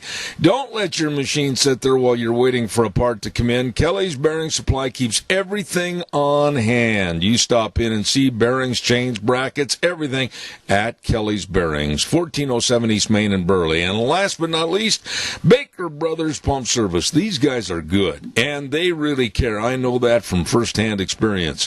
103 West, 500 South of Burley. The number to call, 678-9042. They are the Magic Valley's fastest and most reliable pump service company. How true that is. Baker Brothers Pump Service. You get a hold of them today. Right now, let's go to the phone line. And with us on the program is a gentleman that is internationally known as a scholar, speaker, and author. And I say good morning to Dr. Steve Turley. Good morning, sir. How are you? Good morning, Zeb. Great to be with you as always. Well, it's my pleasure. I only deal with straight shooters, and you are one of them, and that's why I'm very glad to have you on the program. Before I go any further, though, I know that you've written over 20 books. Give me a little hit, if you would, on the latest book that you've got out for the public. Let's talk quickly about that. Let's see. I think the latest one that just came out is The Coming Rise of Christian Education. And that's looking at how political and religious trends are actually fueling a surge in Christian schooling. And this was, of course, this was published before the COVID, before homeschooling became, the default way everybody was educating. So it'll be very interesting to see how that continues. But regardless of COVID, we were seeing a massive rise in conservative Christian educational reform that's getting the highest SAT scores, that's winning moot court competitions, international moot court competitions, and the like. So it's a very, very exciting development. So the coming rise of Christian education. Let me ask you this, Steve. Do you agree with me when I say that right now I'm hinging a lot of Christendom and the availability for Christians to worship? I'm hinging a lot of that on the November 3rd election because I'm scared of the Democrats and I'm scared of the left. Am I wrong? Well, given how secular they've become, no, and also how asymmetrical they've become when it comes to rights and the ability to exercise rights. So you just had the John Lewis funeral. Now, again, we've heard everybody talking about you got to stay indoors or you get social distancing, can't go to crowds more than 20, and blah blah blah. And what do we have? We have for everyone to see. The total violation of the very standards that the political class imposes on everybody else. So, no, I think the combination of secularization within the Democratic Party, where you basically have people who do not go to church, they're not God-fearing people, defining for churchgoers and God-fearers what they can or cannot do on the one hand, and then you have the asymmetrical application of COVID restrictions on the other. Yeah, you could be sure it's a very concerning issue, no question. I don't think we have to worry about it. I don't know if we've talked about the most accurate prediction model, election prediction model, giving Trump actually a 91% chance of re-election. Mm-hmm. So I think we're good to go, but we can't take anything for granted, no question. I want to talk to you about the face of America right now that seems to be marred with riots and mob rule and burning and looting and gimme, gimme, gimme, or I'll destroy and take what I want. I lay a lot of the blame at the feet of such groups that I absolutely abhor, like Marxist communist groups like Antifa and, of course, Black Lives Matter. Why, in your opinion, do the younger people in our audience and around the United States, why are they not understanding really what BLM stands for? Yeah, this is where I think the significance of an educational renewal, like what I write about in the coming Christian education, rise of Christian education, is so important. I do think a lot of it is in our educational systems. I think what happened, Eric Kaufman in his book White Shift wrote it's a very huge book, 800-plus pages, very well footnoted and the like. He's a scholar at the University of London. He talks about among our political class, our aristocrats, our elites in the 19th century, it became rather fashionable to actually denigrate Western civilization. And it was during the time of the Industrial Revolution. And so really cathedrals ended up getting replaced with factories. And factories are very ugly, obviously, and they create pretty ugly urban settings.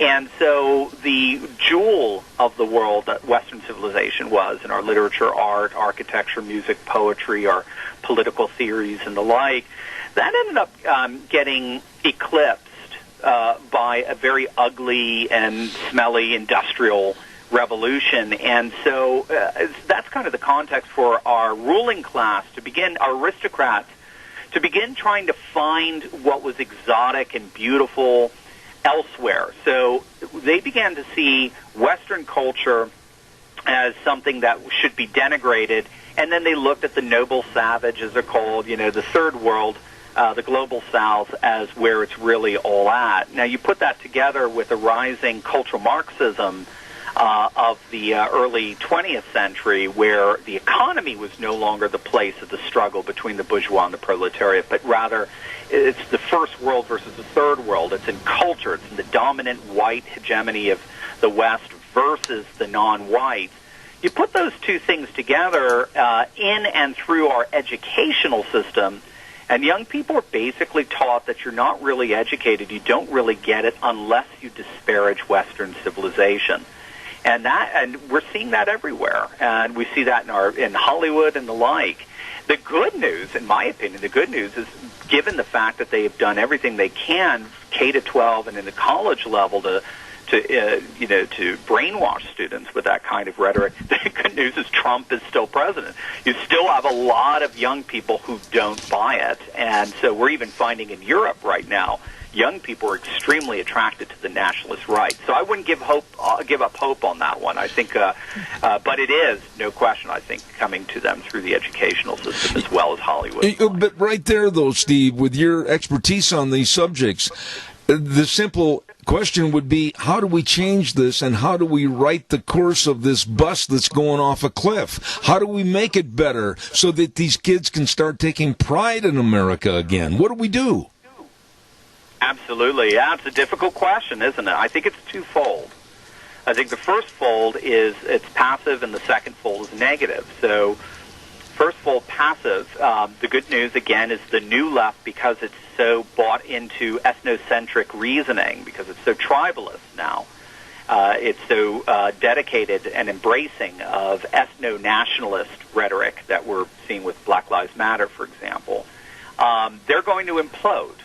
Because we're already seeing it. I don't know if you saw over the weekend, the wall of moms, Portland's wall of moms, ended up crumbling down, as it were, because a Black Lives Matter organization came out and called them out for only having white leadership and being insensitive to black needs. So this organization that the media was touting as beyond reproach just a week ago is now basically dead as an organization because they offended these new ethno-tribalist sensibilities that the Democrats are embracing. So they're going to fight each other. That's going to happen. That's inevitable. I think what happened to the wall of moms is symbolic of what's going to happen to the movement as a whole.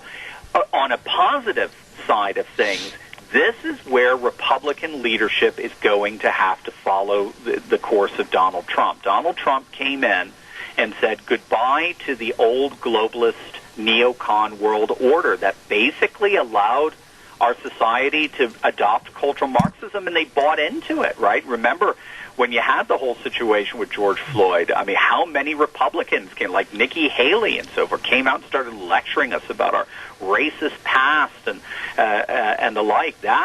Those days have to be over, and we have to have a Republican Party that is unapologetically ready to defend distinctively Christian virtues and values in our K-12 curriculum, and start cracking down on cultural Marxist infested universities. Until then, it's just going to keep festering itself. But again, under the weight of its own self-implosion.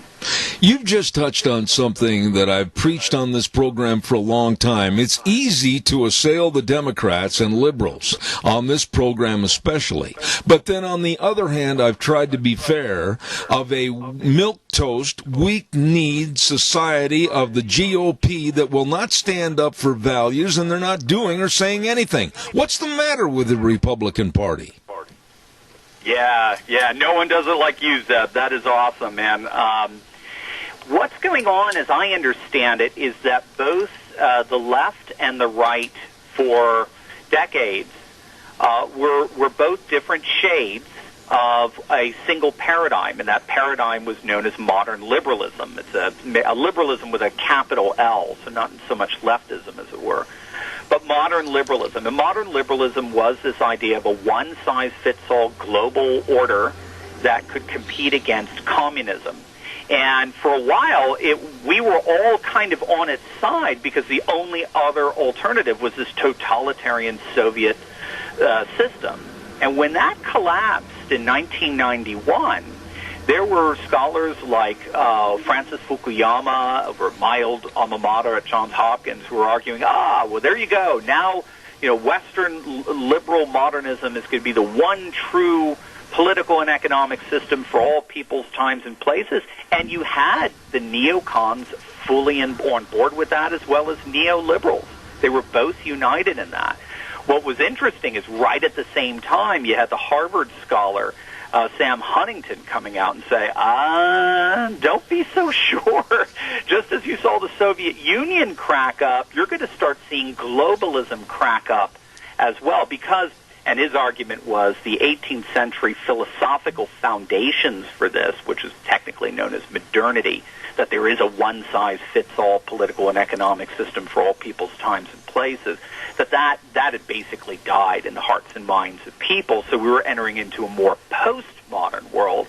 And a postmodern world is going to see all our modernist structures like the Soviet Union, like the EU, and yes, like Western liberal globalism start to crack up. So up until this point, the McCains and so on, they've been very much on the side of globalism. They are globalists to the core.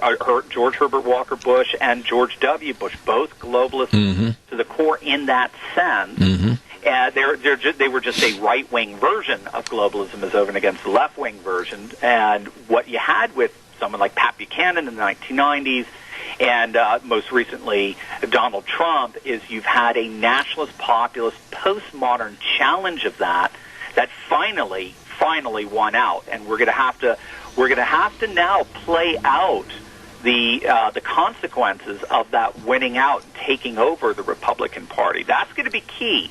You cannot let someone like a Nikki Haley take over the Republican Party or a Mitt Romney. That'll be the death knell of it. There'll be a third party emerge. There'll be a nationalist populist party that'll come out of it, America First Party of some kind. That'll be the death knell of it, because the modern world that both the left and the right for 3 or 4 decades were playing off of doesn't exist anymore. Tell me the story and tell my audience about a real estate attorney named Maria Rutenberg and what she did. I think if more Americans would take a proactive stance like she did, we'd all be better off regarding Black Lives Matter. Please tell us that story. Oh, my, yeah. So this is, if I recall, it's in California. And she and I believe it's her husband, Martinez, California, they ended up painting over a Black Lives Matter slogan that was just I'm getting them wrong. See, there's too many good things going on there. No, this is another, this is in Redwood City, if I recall. That's right. So Rutenberg's in Redwood City, California, in the Bay Area. And what she did was so fascinating because they painted a whole Black Lives Matter sign on her Broadway street. And she said, well, isn't that interesting? And it turned out the city supplied the paint and everything. It was a private initiative, but the city wanted to show how woke it was. And so she said, isn't that interesting? Our streets have now become, sort of a public address forum. So, okay, well, if you get to paint Black Lives Matter, I want to paint right next to that MAGA 2020. And so she did the exact same things the BLM activists did. She went to the city officials. She requested the portion of the street to paint the sign. The city officials said, oh, crap, what do we do now? So they just decided to erase the Black Lives Matter sign rather than have a MAGA 2020 right next to it. They just said, just get rid of the BLM sign. So the sign's gone. Absolutely. When we say this, though, and there are some humorous stories to relate, but I watched the other night the Laker game with LeBron James, and I mentioned this earlier this morning, and the rest of his teammates wearing the Black Lives Matter T-shirts and the sullen stare during the national anthem as they kneeled. A lot of young people, too many young people, are going to be following in their footsteps, and they are absolutely negative trendsetters. What are your thoughts? Yeah, absolutely. So there's your clash of nationalism. So you have the civic nationalism that holds all of us together. It doesn't matter whether you're black, white, Hispanic, regardless. We're all one. We're all Americans. That's President Trump's rhetoric. It's always been his rhetoric since he was a candidate. We are one people. The nation is the race. And then you have the ethno-tribalist balkanization. You have those who are absolutely dedicated to this more ethno-tribalist vision of life that only ends up balkanizing. There's no good... Carol Swain, the scholar, she's a black scholar, and she's brilliant at this at Vanderbilt University. She wrote a study back in 2002 that showed, I think, quite definitively that if you let out of the bag this sort of ethnocentric reasoning, that you see on display there, and as well with the so-called black national anthem. That's an oxymoron if ever there was one. But if you let this ethnocentric cat out of the bag, it doesn't just work in one direction in a polyethnic society. It starts festering in all the different ethnicities. All ethnicities now want to vote only for their group and their group's interests and no one else's, and that doesn't play out well. So I think what they're doing is pretty horrible. And again, it may turn on a lot of the young people, but again, if you're the wrong color, you're going to find you're not going to be very welcome for very long. Absolutely. So there's been a lot of ostracization going on in this process as well. Absolutely. Steve, I'll give you another 30 seconds to hit your book and give us the locations where it can be purchased. Go ahead, please. Oh, thanks, Zeb. You're the best, man. Thank you. The book is The Coming Rise of Christian Education, How Political and Religious Trends Are Fueling a Surge in Christian Schooling. You can get it on Amazon, or you can just go to our website. It's Turley Talk. My last name, T as in Tom, U-R-L-E-Y. Talks, like TED Talks, turleytalks.com, or just go to our YouTube channel. Just go to YouTube, punch in my name, Dr. Steve Turley. We have over 400,000 subscribers. I think we do 2 videos a day analyzing current events in light of conservative trends so we can all live in the present in light of better things to come. Amen. Dr. Steve Turley, one final thought, Steve. I want to have you answer this quickly. Your thoughts on November 3rd election. Are you as concerned as I'm getting daily with some of the illegalities and under-the-table movements by the Democrats, or what are your thoughts? Yeah, those are always concerning, no question. But I think in the end, it's not going to pan out. You can't stop the move. They couldn't stop Reagan. They couldn't stop Trump Part 1. I don't think they're going to stop Trump Part 2. It is concerning, so the Republicans have to be watching out for that, no question. Absolutely. But I think we're good to go. Again, that most accurate model gives Trump about 360 electoral votes. Dr. Steve Turley, one of my favorite people to have on this program. God's blessings to you, and come back soon. God bless you, Zeb. Thanks so much. Thank you, sir. I really enjoy having that man on my program, and he'll be back in the future. Dr. Steve Turley, a great author and speaker, and I appreciate his being on the show. Right now, it's time for the weather. You know, it's a lot more comfortable in this office today. It's not like sitting in a sauna bath. Pretty good breeze blowing outside. Let's find out more as the weather is brought to you by Phillips Oaks Goodwin Crane and Company, providing accounting services to the Mini-Cache area for well over 50 years. These people are the professionals. Absolutely. The best in tax return preparation, tax planning, business consulting, bookkeeping services, retirement planning, all of this and so much more. They really care, and they get the job done for you. Phillips Oaks Goodwin Crane and Company, with offices in Burley and Rupert. Right now, here's Gina with the weather. We get a little bit of a reprieve from the triple-digit weather. Here's a look at your weather forecast. Sunny skies for today. It is going to be a little bit breezy. Winds out of the west at about 13 miles an hour. Gusts as high as 32 miles an hour. Expecting a high of 91. Tonight, clear skies with a low of 57. Tomorrow, sunny skies. High of 89. Still a little bit breezy. Looks like nice and clear for tomorrow night with a low of 56 by Wednesday. Sunny and 93. Mostly sunny and 90 for Thursday.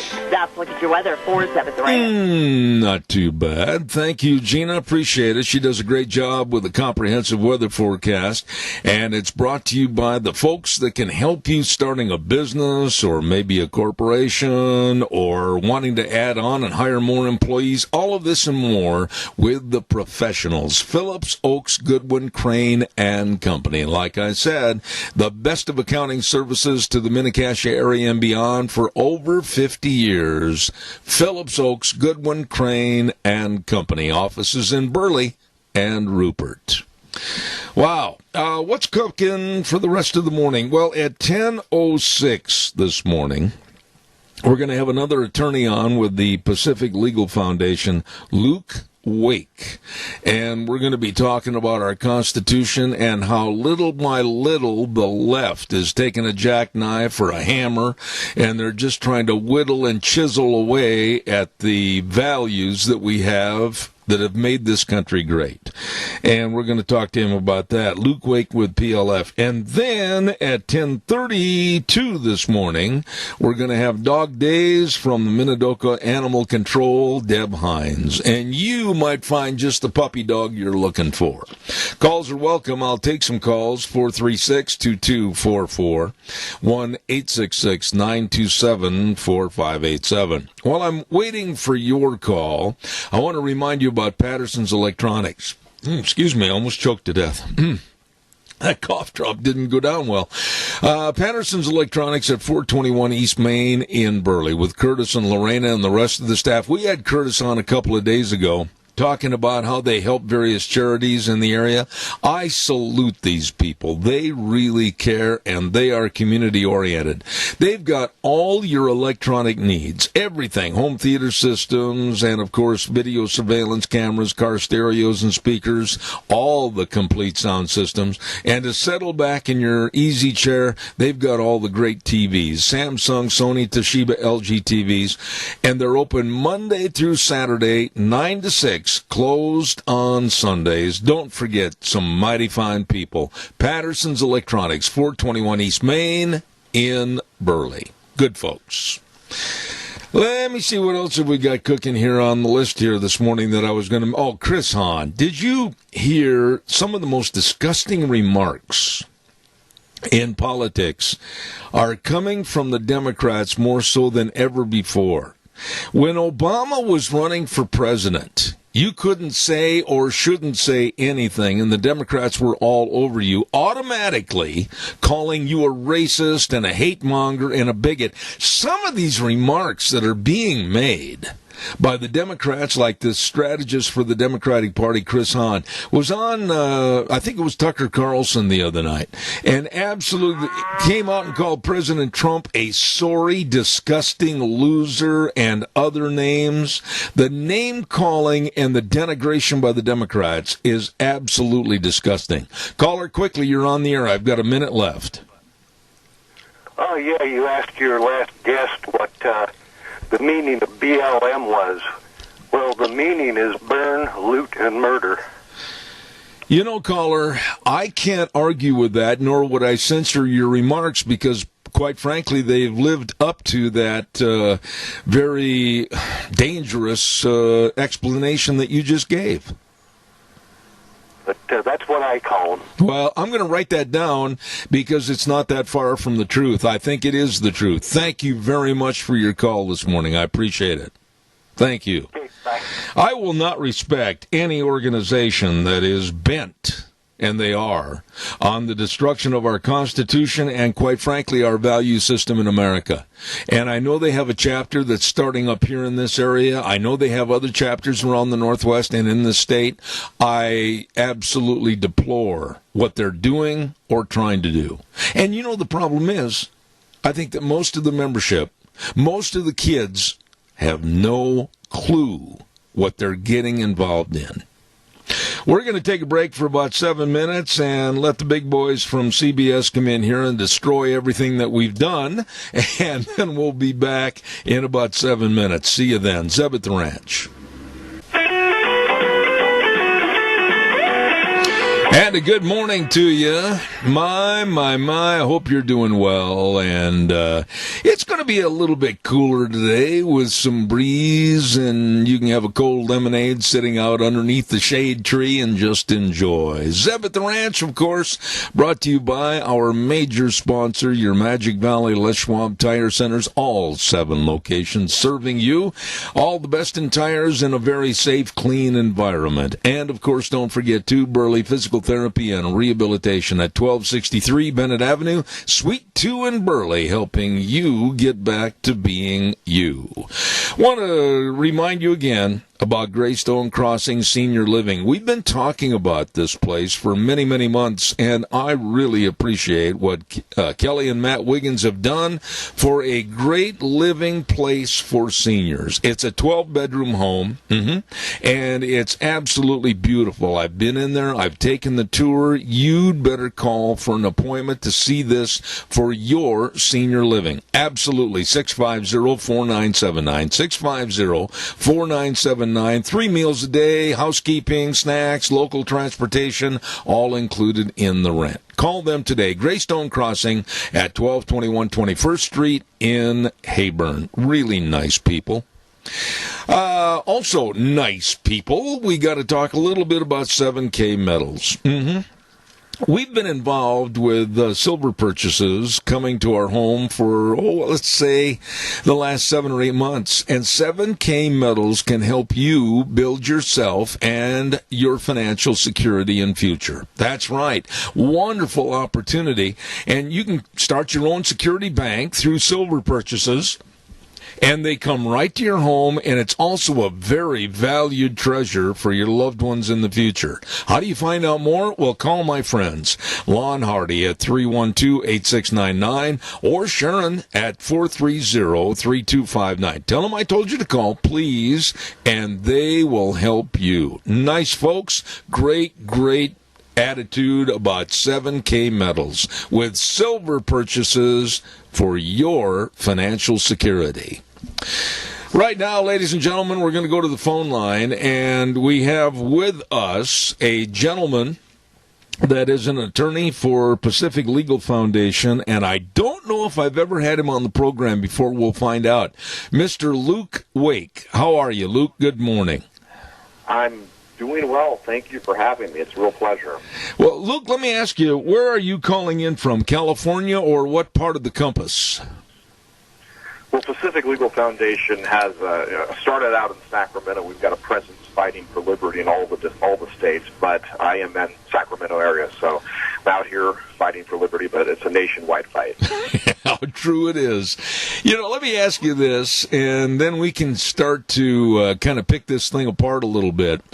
I'll tell you my concerns. Little by little, over the last 5 months or so, we've been seeing an erosion and a wink and a nod and a changing of our Constitution so it befits certain politicians and political means. Am I wrong, or do I have kind of a theory that says everything's going bad, or is it really true that our Constitution is at stake right now?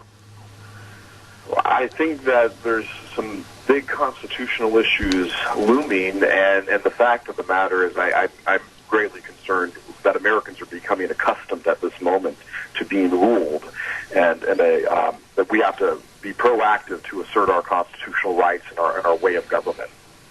When you say that, I want you to take your time and elaborate on this a little bit, that Americans are becoming comfortable or they're absolutely accepting being ruled. I want you to elaborate and explain what you mean. Yeah, absolutely. So, look, as you noted, this has been going on for a while. Actually, this being accustomed to being ruled thing, I think, has been going on since well before this pandemic started, since well before we started seeing these emergency orders. The fact of the matter is today, for the federal government and in many states as well, we have just layers and layers of regulation to the point that you can hardly move or breathe without getting permission from the government. And that's just not the way, that's not the ordering of affairs that our founding fathers envisioned.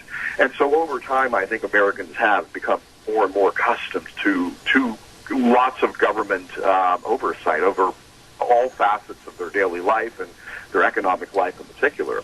But today, we're facing something that's rather unprecedented. People like talking about the unprecedented nature of this pandemic situation. But what really is unprecedented is the scale on which we're seeing quote-unquote emergency orders being issued throughout the country. And some of these were issued in Idaho, by the way, but almost every governor in the country issued emergency orders where they just pronounced rules in a very autocratic fashion. And whether or not they can do that, constitutionally, is not a simple question. In many cases, we actually have to go and look at the state constitution, see what that actually says. But in most cases, when the governors have issued their emergency orders, and this is not just business closures, and it's not just you have to wear a mask, it's regulating all sorts of things, imposing social distancing requirements in our personal lives. In California, there's limits here about I can't go to Mass on Sunday. And that's the case in a lot of places. A lot of governors, not just Republicans, not just Democrats, have been doing this. And you have to go and actually look at what is their actual authority for that. And if you actually start digging in, what you find is somewhat troubling because California, and by the way, Idaho, I looked to see what the authority the governor was relying on there.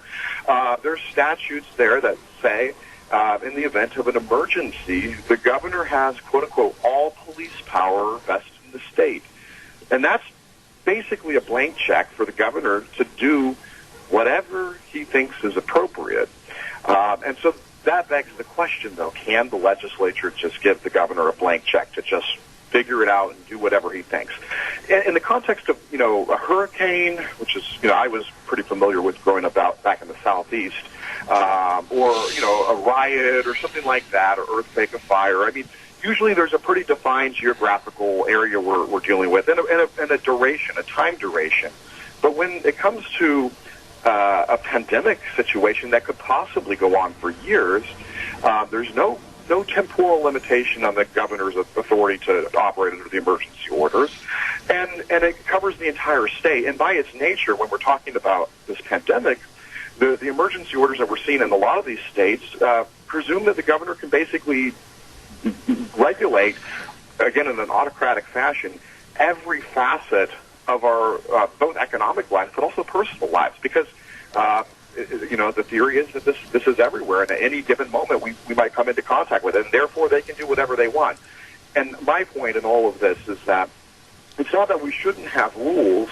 It's that the rules for what is reasonable and what's acceptable, if we're going to pronounce that by law, it shouldn't come from one person. It should come from the representative lawmakers, the legislature. That's how our system works. And they can't just write a blank check and give away all of their lawmaking powers to one man.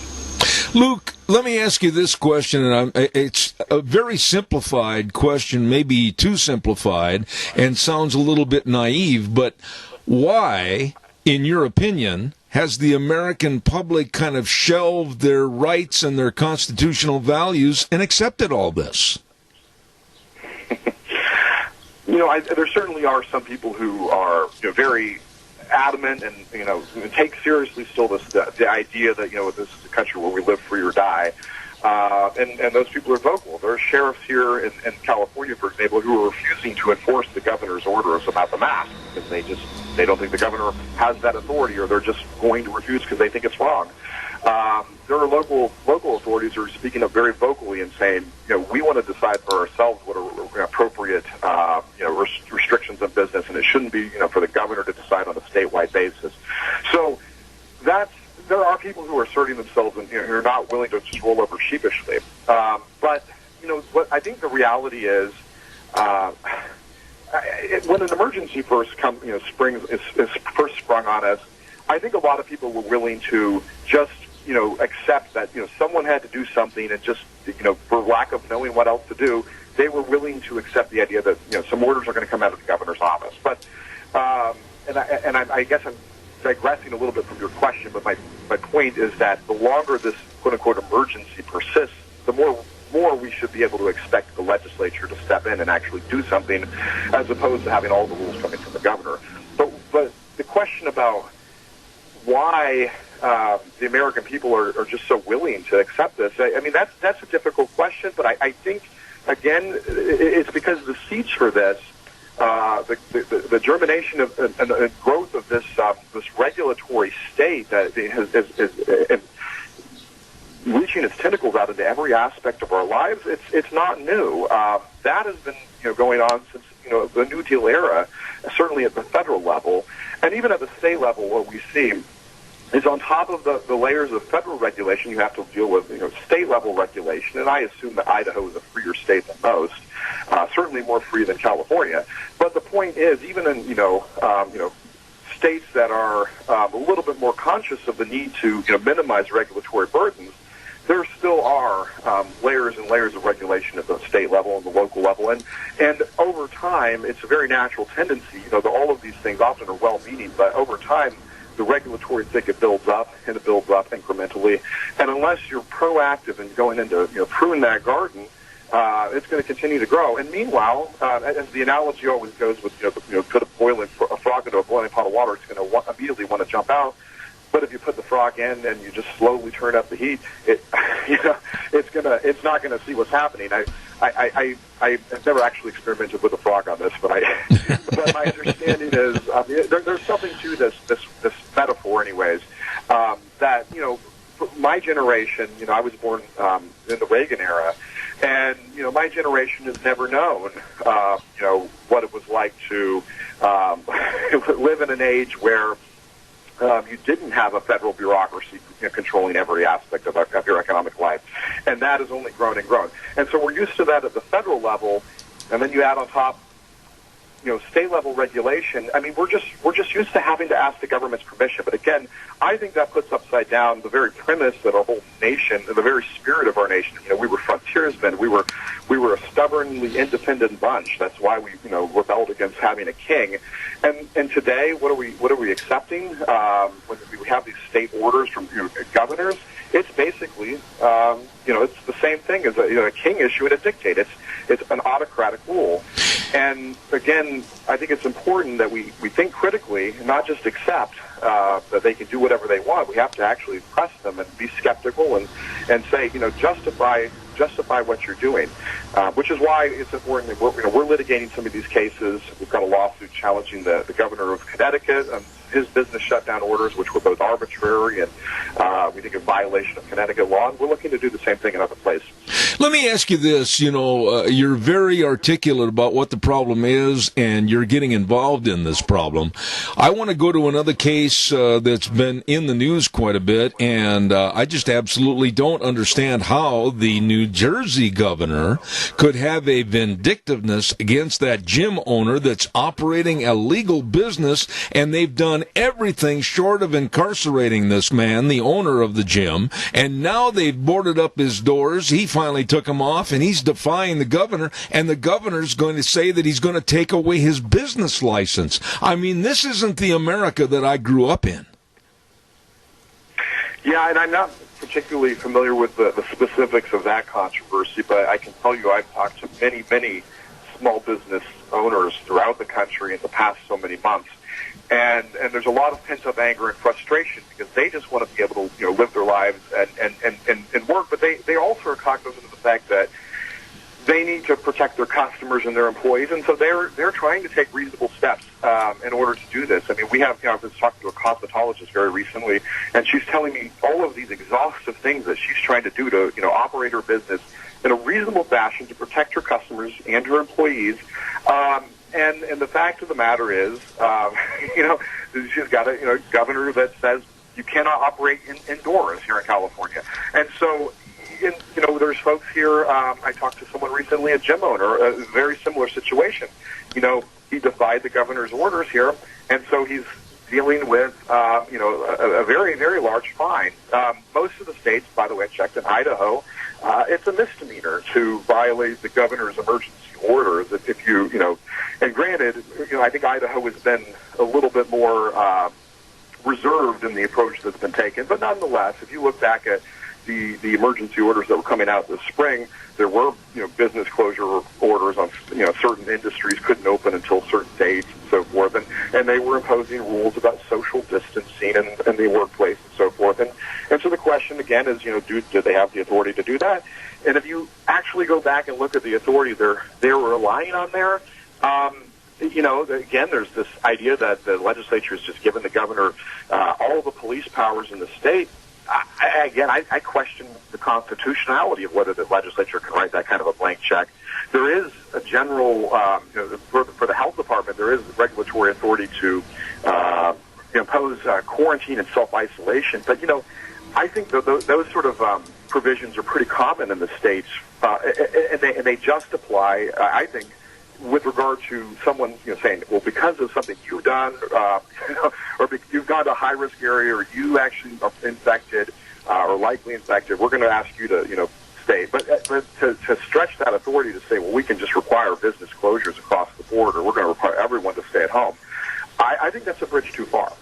Well, and the one topic that you addressed when we started our conversation about churches and the lack of being able to go to church, the First Amendment starts right off by saying Congress shall make no law respecting an establishment of religion or prohibiting the free exercise thereof. There shouldn't be one single church that should be told how and if they can have a service. I absolutely think that pastors and church leaders need to stand up like a couple have in your state of California and defy the governor and government for trying to make laws or recommendations to shut them down.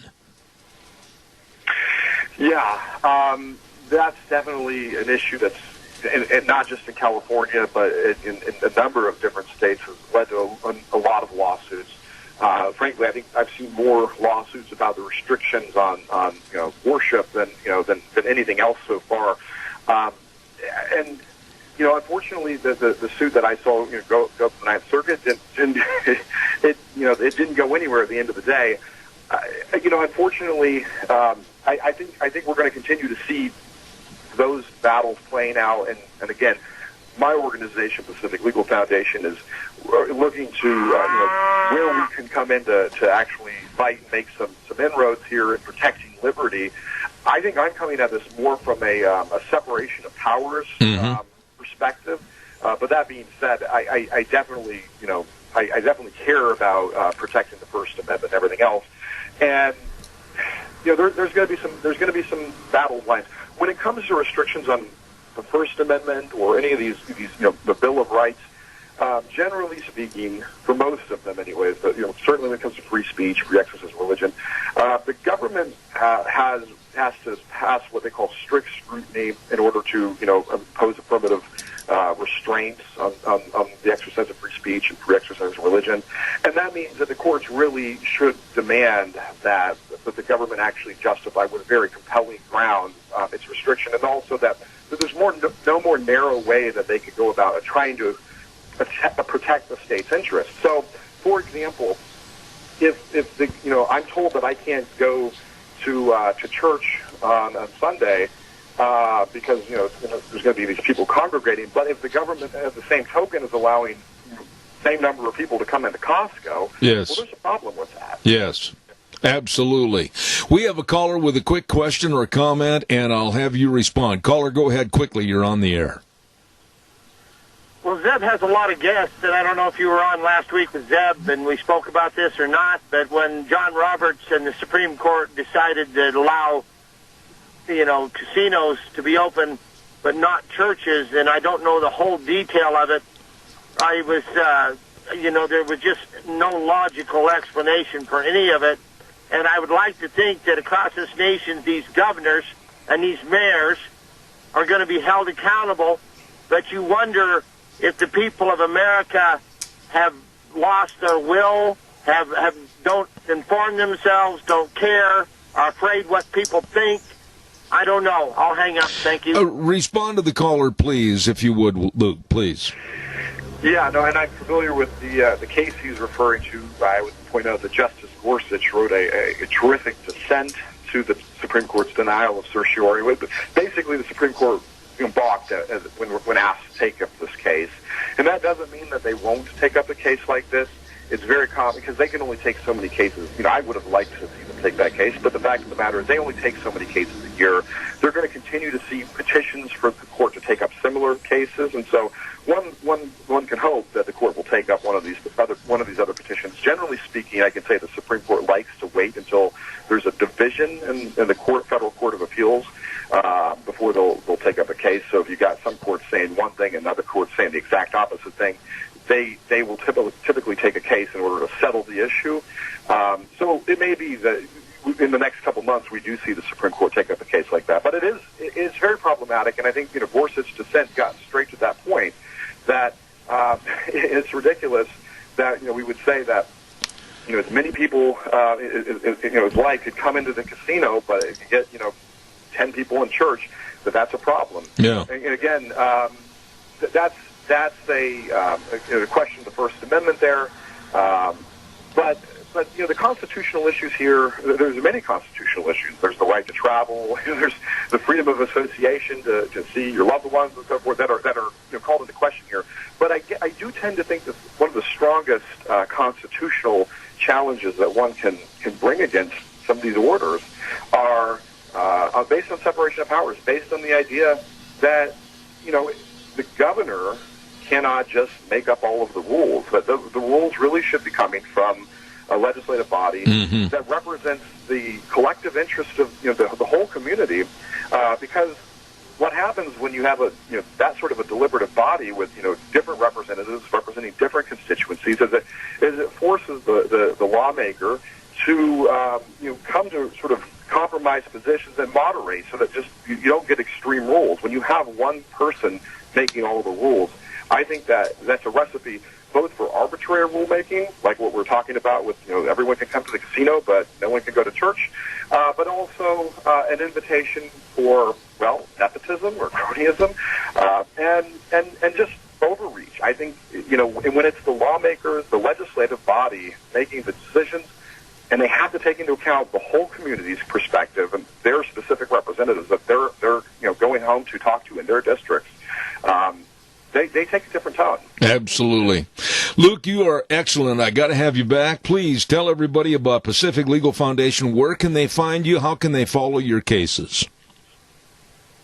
Well, you can go to pacificlegal.org and follow all of our work. We're active throughout the country. We're the nation's leader on separation of powers issues, but we've been fighting for property rights and all sorts of important liberty interests for a long time. So please check us out at pacificlegal.org. Very good. Luke Wake, excellent job this morning. Thank you so much, sir. I'll have you back. God bless. Thank you much. Thank you so much. Thank you. Interesting individual, and he really knows what's going on with the assault on our Constitution, Attorney Luke Wake. Holy cow, I got to tell you about some of the great merchants that are inviting you to the Cassia County Fair this year. Mountain Transmissions at 1146 East Main in Burley. Oh, these are good people. Yes, they are. If you've got transmission problems, don't forget free towing, free diagnostic, free estimates, your one-stop transmission repair facility for over 30 years of service, Mountain Transmissions in Burley. How about Golden Valley Warehouse? These are really nice people, and anytime there's a community event going on, they're there. 468 West, 1000 South of Burley. Number to call, 678-7324. And believe me, they want to thank all their customers. They are locally owned and operated for more than 35 years by the Adams family. Golden Valley Warehouse. Last but not least, Perkins Bakery and Restaurant at 800 North Overland in Burley. Number to call, 678-1304. And believe me, they're located right there at the Burley Inn. Easy access to get in and out. And I'll tell you what, lots of parking and great food at Perkins Bakery and Restaurant. Don't forget all of those merchants inviting you to the Cassia County Fair and Rodeo.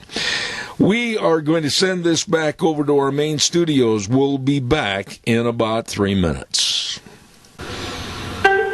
And now, back to Zeb at the Ranch on AM 1230 KBAR. To reach Zeb, call 436-2244 or toll free 1-866-927-4587. And now, here is Zeb. Oh, welcome back to the last half hour. I want to remind everybody, too, about our friends at Lee's Furniture, Floors, and More. Hello, Jeff and the crew at 459 Overland in Burley. They're having a great big sale right now on the Simmons Beauty Rest mattresses. Get a good night's sleep. These are the mattresses designed for people that have a hard time closing their eyes and going into Z-land. Let me tell you, they really are great. Check them out today. And they're also 40% off on all their window coverings and their blinds and their shades. You better get in there today for the beautification and the comfortization of your home at Lee's Furniture, Floors, and More. 459 Overland in Burley. You stop in and see those good folks today.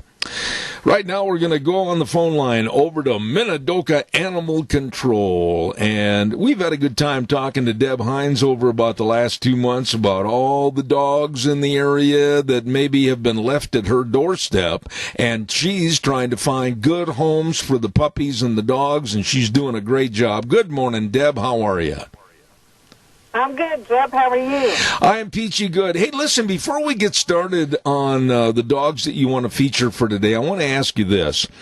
What about the dogs? I had a caller call me after the program last week, and they say, well, what about the dogs that we go over and look at? Have they all had their shots and everything? Tell me a little bit about the preparation of the dogs for the possible new owners.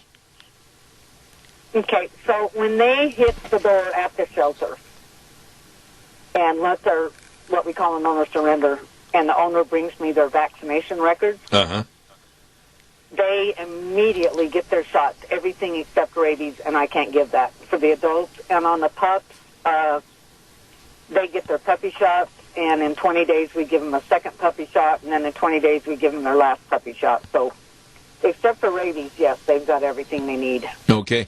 Now, Deb, another lady called me last Friday, and she said, what about dog collars and the imprintation of the name and the location and the address? Do you have those available over there, or where can people get dog collars with all the information on them?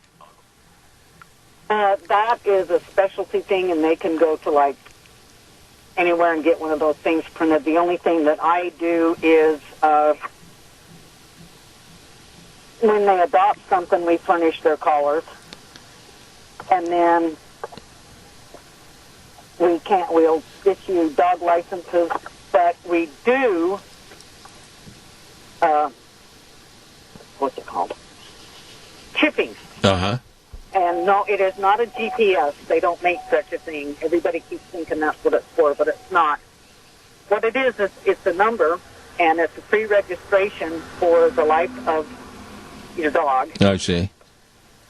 And when I get a dog in, if it doesn't have a collar and a dog tag, we do scan it. If we find a owner, then I can contact them, and that's what that's for. And honestly, a lot of people are doing that in lieu of a dog tag because people can take the collar off, but they can't take the chip out. You know what I mean? Okay. Now, let's feature a couple of the dogs. And by the way, I don't know what your thought. I do know what your thoughts are on this. But, you know, to be a responsible dog owner, and I mean this, they've got to take the responsibility of really caring for that dog. If it's a puppy, 24/7. If it's an older dog, to make sure they've got the right shelter, enough food and water. And I want to urge people that if they're interested in one of these dogs you're featuring, please be responsible. And I think you'd agree with me. Yes. And when they adopt a puppy from me, I honestly, Deb, I will tell them, unless you want to raise a child, you do not want a puppy. Because that's exactly what it is. It's just like raising another kid. Right. I agree. What are you going to feature? If you don't want that responsibility, then take one of my older dogs. Let's see. What we got in there? Okay, I have got Groucho is a boxer, black and white boxer cross. Groucho. And I think I've featured him before, and people should not let his name scare them. And I do not know why they named him that. But anyway, he is a good dog. He was trained to be a therapy dog. And he just needs, like anything that's been in there a little too long, they get a little hyper. So we're trying to walk him and do stuff with him. But he is a sweetheart. What do you mean when you say, Deb, when you say therapy dog, explain that, if you would, please. Okay. That's like if they have PTSD or they have high anxiety or something and they need something to calm them down. Oh. That's what a therapy dog does. Okay. He just comes up and he'll stay with you and kind of help mellow you out. I'm going to take a couple seconds and tell them about my personal therapy dog. When I came down with cancer, she would lay beside me and put her paw on my neck, which is where that was. Oh, my. I mean, and that's instinctive of the animals. They're just there to protect and help you stay calm. Oh, my.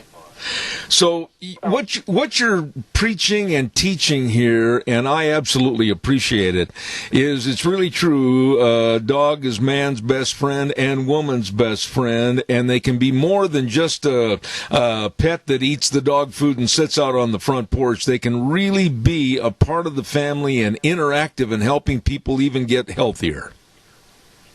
Yes, they can. And I love them to death, obviously, but yeah, they can be whatever you make them. You can turn them into a rotten dog, or they can take care of you like they were bred to do. Let me ask you about Groucho. I've had some people call and say, well, can you explain more about how big these dogs are and the care and what kind of training they've had? Okay, Groucho, he weighs about, 60 pounds, maybe? Yeah, he weighs about 70 pounds, but he's a short, stocky dog, so he's built like a boxer, okay? So he's not tall, he's just bulky. Most of my dogs are what I would call medium size. I do have some bigger ones that are tall. That's what I call, bigger ones are my tall dogs.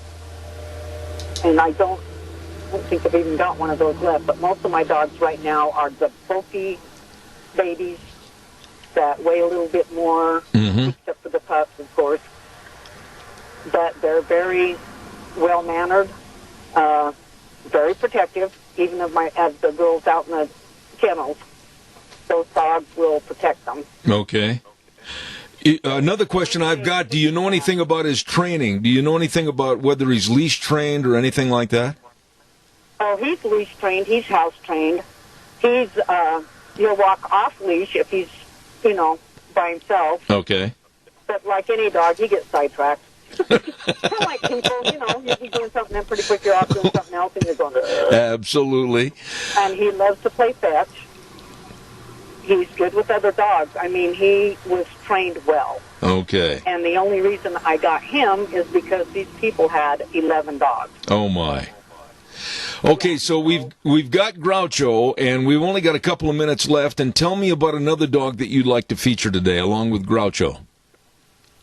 I think I want to get back to I've got 2 of the Border Collie healer pups left, if anybody's interested in them. And they are smart little farts. They're already learning to be house trained, and we're working with them on a leash and everything. So they'll be good dogs. Wonderful.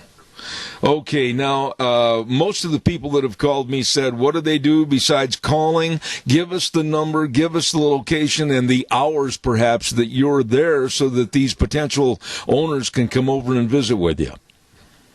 Okay, it's 208-438-2200. We are at 50 West, 200 South Rupert in the old wastewater plant. Our hours are... Official hours are 9 to 1, Monday through Friday, and 9 to noon on Saturday, but I can promise you we're there earlier and later. And if they are coming from out of town and want to look, if they will call us and set up an appointment, we will get over there to show them the dog. Absolutely. You're doing a valuable service for the area, the community, and especially for the dogs and the potential new owners. And I just salute you and thank you for being a part of the program. And we've got Groucho featured this morning, along with a couple of healer pups. Is that correct? That is correct. Pardon me for choking, Deb, but it's hay fever season. I couldn't help it. I apologize. Oh, my goodness. Anyway, we appreciate you on behalf of Minidoka Animal Control, and we'll talk to you again next week for more dogs. So thank you for being on the program this morning. Yeah, and thanks for having me, Zeb, and have a good rest of your week. Okay? I will if I quit choking. Thank you very much. I appreciate it. Thank you. All right. Deb Hines, Animal Control Officer with Minidoka Animal Control. I apologize for choking, but every time hay fever season comes along, you can bet I'm going to be sneezing and coughing and everything on occasion. I do apologize for that. Don't forget, we'll feature more dogs that are looking for better homes and new new owners next week right here on that segment called Dog Days with Minidoka Animal Control. Right now, let's go to the weather forecast. If I don't choke and hack and get all coffee. Weather is brought to you by Scarro's Meats. Don Scarrow and the crew at 331 North Road, Jerome. The number to call, 324-7657. Or you can go to their website. Oh, yeah. And check out all the delicious meats at scarrowsmeats.com. Boy. I mean, they've got all the brat. You like bratwurst? I love bratwurst. I love having them in a soft sourdough bun with cheese and onions. Oh, you're going to love their brats. And, of course, they've got all the different flavors of bacon and the marinated pork ribs and the hams and the tri-tips. All of this and so much more from Scarro's Meats in Jerome. Right now, let's go to the weather. Here's Gina.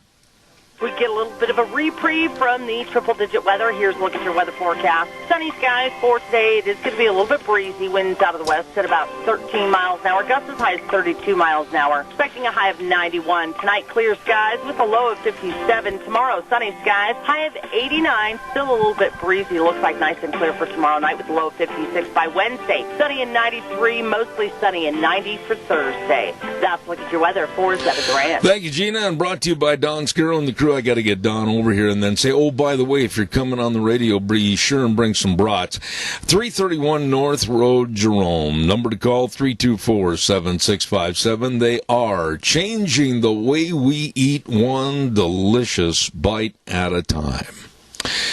Mike Ditka, Hall of Fame. I'll tell you what, I absolutely have a lot of good things to say about his toughness in sports and the way that he played the game of football and the way that he coached and his attitude. He's all America, and I respect him. And he came out this last week and he said something that the left is going crazy over, and they're trying to take away his pitchman attitude and advertisements that he does on television and radio. But I think he's totally right. He said he would have benched the players who refused to stand during the national anthem when he was a coach. I'll tell you exactly what he said. His comments were, of course, they wouldn't have played for us. No. He said it's that simple. I would bench them. That's it. Until they found out that it was honorable to respect this country, the United States of America. This country has given them, the athletes, an opportunity to become millionaires. You understand what I'm saying? You can't play American football in Peru. You can't play in England. American football can only be played in America, and you make a lot of money doing it. Enjoy it. Respect it, but don't act like a clown. Amen. What are your thoughts on this? I said it earlier this morning, and I'm going to maintain that I hold that as a true value. I am not going to watch any NBA games. I'm going to keep denigrating players like LeBron James and many, many others for their attitude and actions. I am not going to watch any NFL games. I'm done with them. I'm toast. People like Mike Ditka, former coach and former great Hall of Fame player, telling these people, don't act like a clown. Caller, good morning. You're on the air.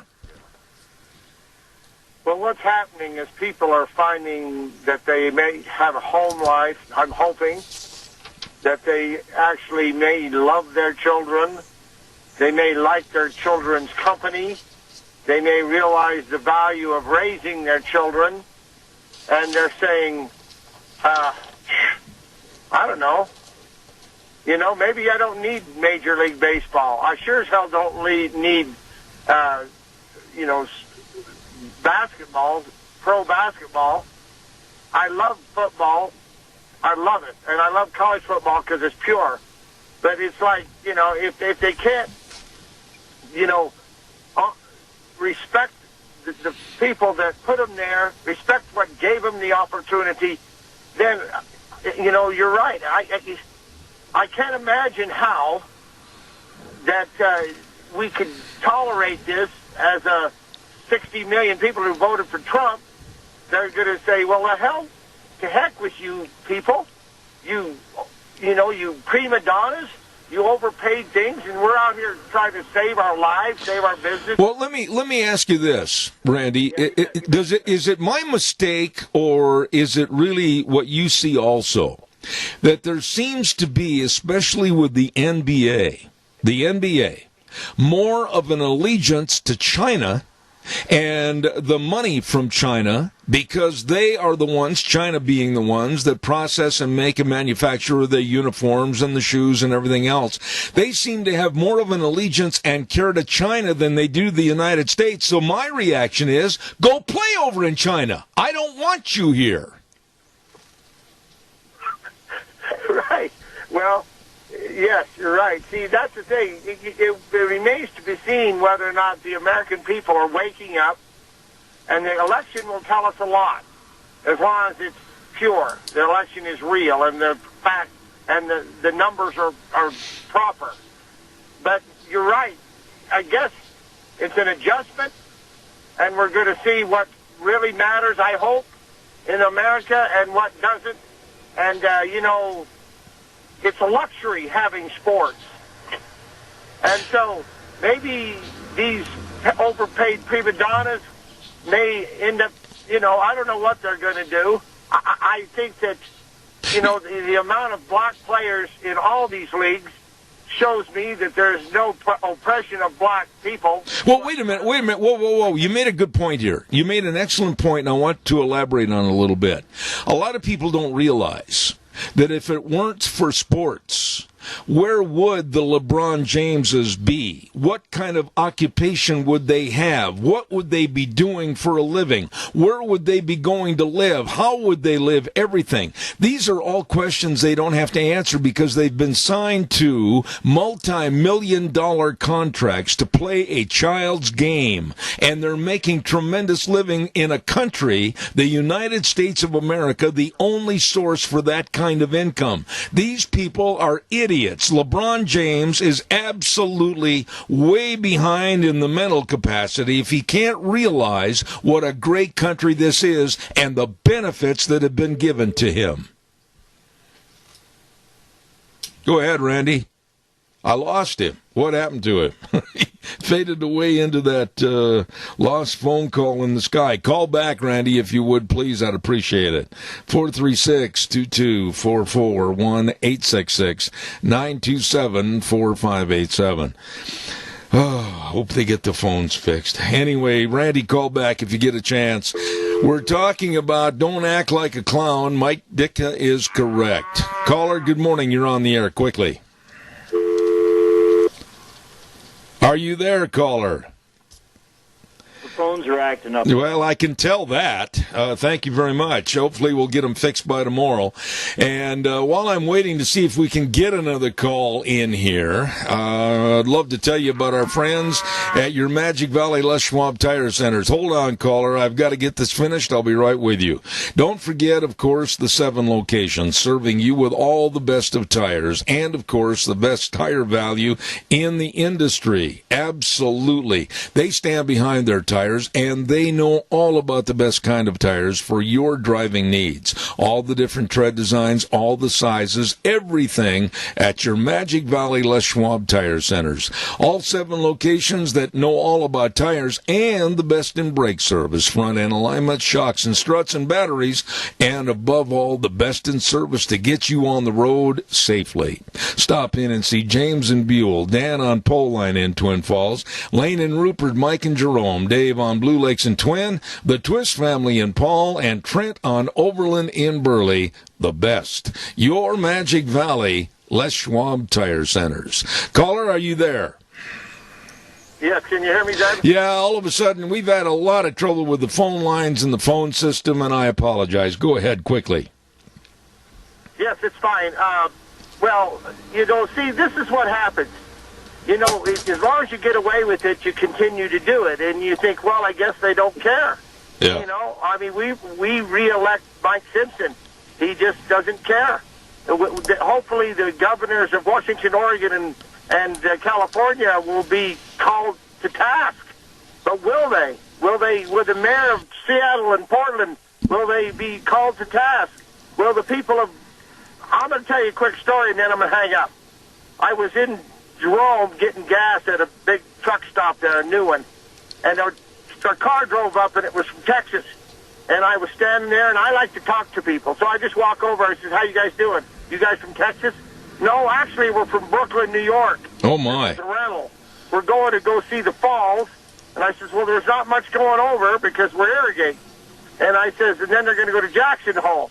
And I said very bluntly, I says, well, I'm just going to say this. And I used very, choice language. I'd be off the air forever. Probably. And I told him, I says, those Bill de Blasio and Cuomo are the dumbest you-know-whats I've ever seen. And the one guy, the husband, said to me, well, I think Cuomo's done a good job, and he didn't think that de Blasio done so well. And I wanted to say, where have you been, brother? Where have you been? How do you think that Cuomo has done a good job when he put those old people back into the old folks' home and killed unbelievable amounts of them? Hey, let me ask you a favor. What people are thinking. Let me ask you a favor real quick. On behalf of all the chambers of commerces around the state of Idaho, please do not apply for a hospitality host, okay? I got to run, Randy. God bless you. Thank you. Thank you much. Oh, I don't blame him. His bluntness is appreciated, but he might not be hired by the Chamber of Commerce. Anyway, don't forget, tune in tomorrow morning. We'll be back at 8:06, Zeb at the Ranch, and we always end the program by saying the way things were, the way things ought to be. And the 4 words that mean the most to us, in God we trust. And we proudly say that. We'll see you tomorrow morning at 8:06 right here. Have a good day.